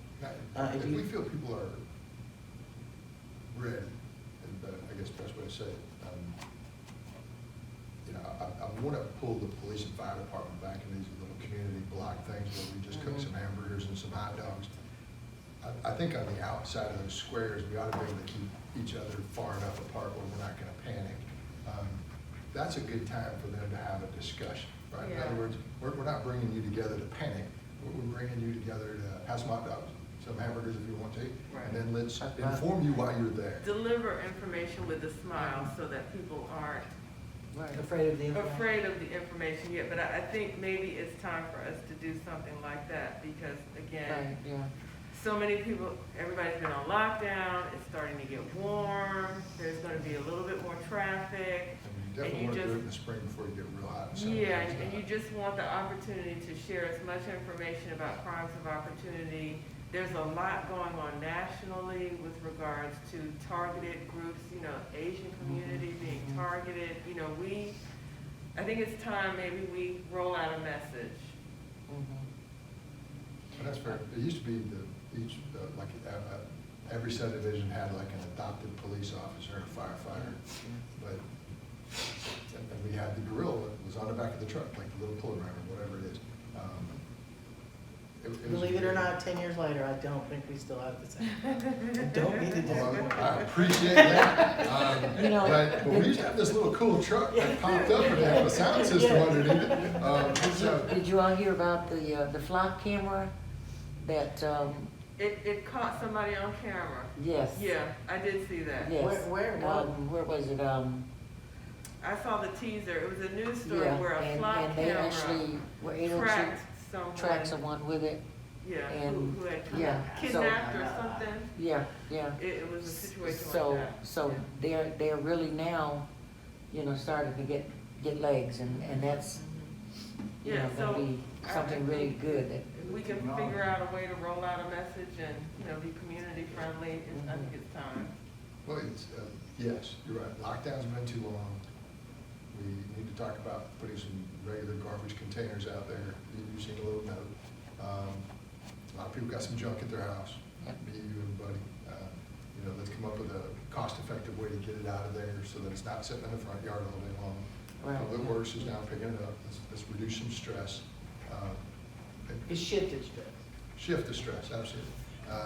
But we're ready for it, right? I think, for the most part, if the outside's reasonable, The only thing that's challenging for us right now, quite honestly, is, you know, you're 4 positions down and you're 4 men out on illness leave. Of course, that will be soon to be resolved, but we hope it's not, you know, gonna float around. So it's only a manpower concern that I would have at this point. But if we do it, you know, we can always call in the and we know we admin have people. at least a couple citizens still that are very, very sensitive about code. And it's like the very fact that you're out of your basement ticks them off. And they're not afraid of telling you that. You know, and you want to say, okay, you know, if you want to stay there, great. You don't have to come, right? It's not a mandate that you're all going to show up. You know, so just be reasonable, be safe. We're outside. You know, the numbers are really, really low. And that might be a We good could probably do opportunity. it over there in the pool area, right? Yeah. But you could. Yeah, I mean, we can have a whole play out parking lot. The We can- COVID shots I that we're mean, doing. yeah, we can open up the gate and have it in the parking lot. But yeah, I just feel like it's an opportunity to roll out a good message because there's a lot going on. And we can do it in the subdivisions that we have a couple challenges in. Because we still have not solved the problem, and we discussed it the other day, at the back of Brookwood, right? We know there's 5 homeowners over there. I'm convinced that there's a tricky way for us to solve that. Everybody's had a conversation about it, but nobody's completed it, right? At the same time, you're like, it is completable, but if we don't focus on it, it's not gonna happen. And eventually. Well, I mean, and to that end, and understand that somebody internal is gonna have to help the external people focus on it. Otherwise, it's not going. Because it's tricky. Well, because haven't they proven that they're not gonna focus on it 2 years later? Yes. Okay. But does that, who ends up, at some point, they're gonna look at us that we didn't do our job. Of course. And you're like, that's not true. You know, we've said all but yes, it just isn't as simple as it sounds. Now, let's Does work this together. involve fencing? It does. The challenge with that neighborhood is, you know, the property line, there is no buffer. I mean, you would have to be on somebody's home property. There's no, you know, there's no You setback. have to have at least 5 property owners give you a written agreement Yes, to with the the 5 homeowners property, association. The homeowners association has to engage and make it happen because we cannot. Right. But I do think there's a way we can facilitate the homeowners association. Maybe a little cleanup grant, something. I'm sure there's a way to do it. And magically they use it to solve their own problems. I think that can be done. Yeah, and again, but thus far, it's proven that they aren't going to do it. So we've got to figure out how we're going to inspire them. I agree. As long as we're on that. So Yeah. remember when they cut the tree down in the back of Jerry Stubbs' yard? All right, we solved that.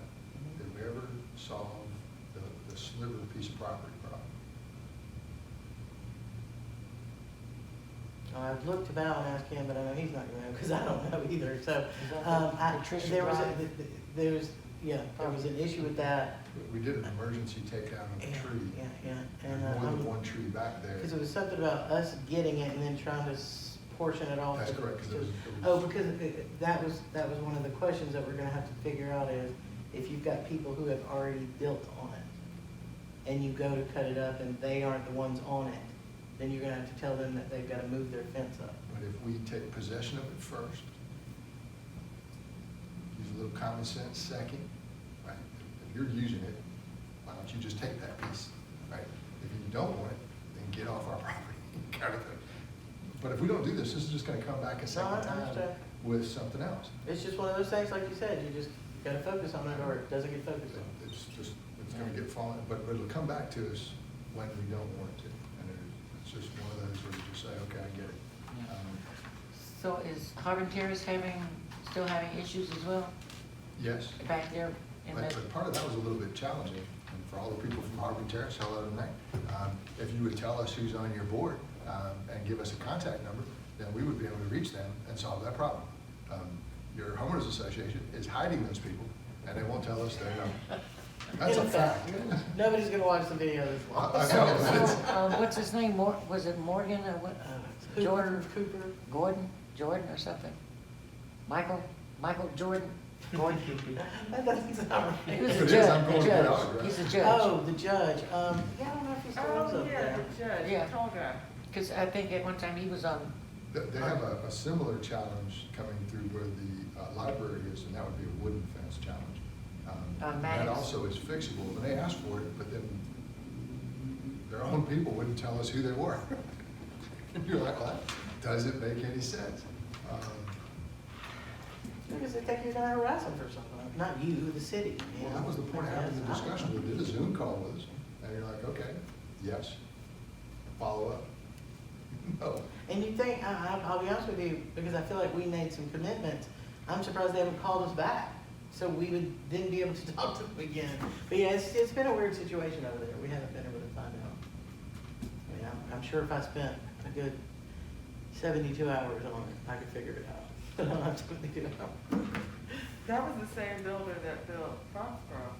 Is it the same property HOA management company? Which one?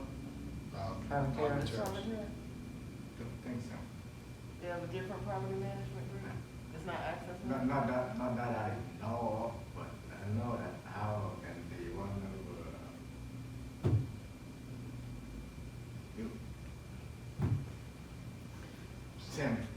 It is the same? It's the It's same Access- management company. Yeah, Access Andrea, Management. Yeah, Access group. Management. Yeah, it is. Yeah, that's what I was wondering. So you all have the contact information for Access Management? Yes, but we can't, But they are they not aren't saying- giving us the I got access, you. the Okay, information I'm for the people.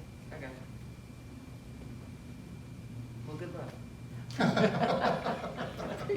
Thanks for the well wishes. Other questions? Ms. Van, you got any questions, Van? Anybody else? Meeting adjourned? Woo-hoo. Mayor, I have some I'll get my things to say. time back next week.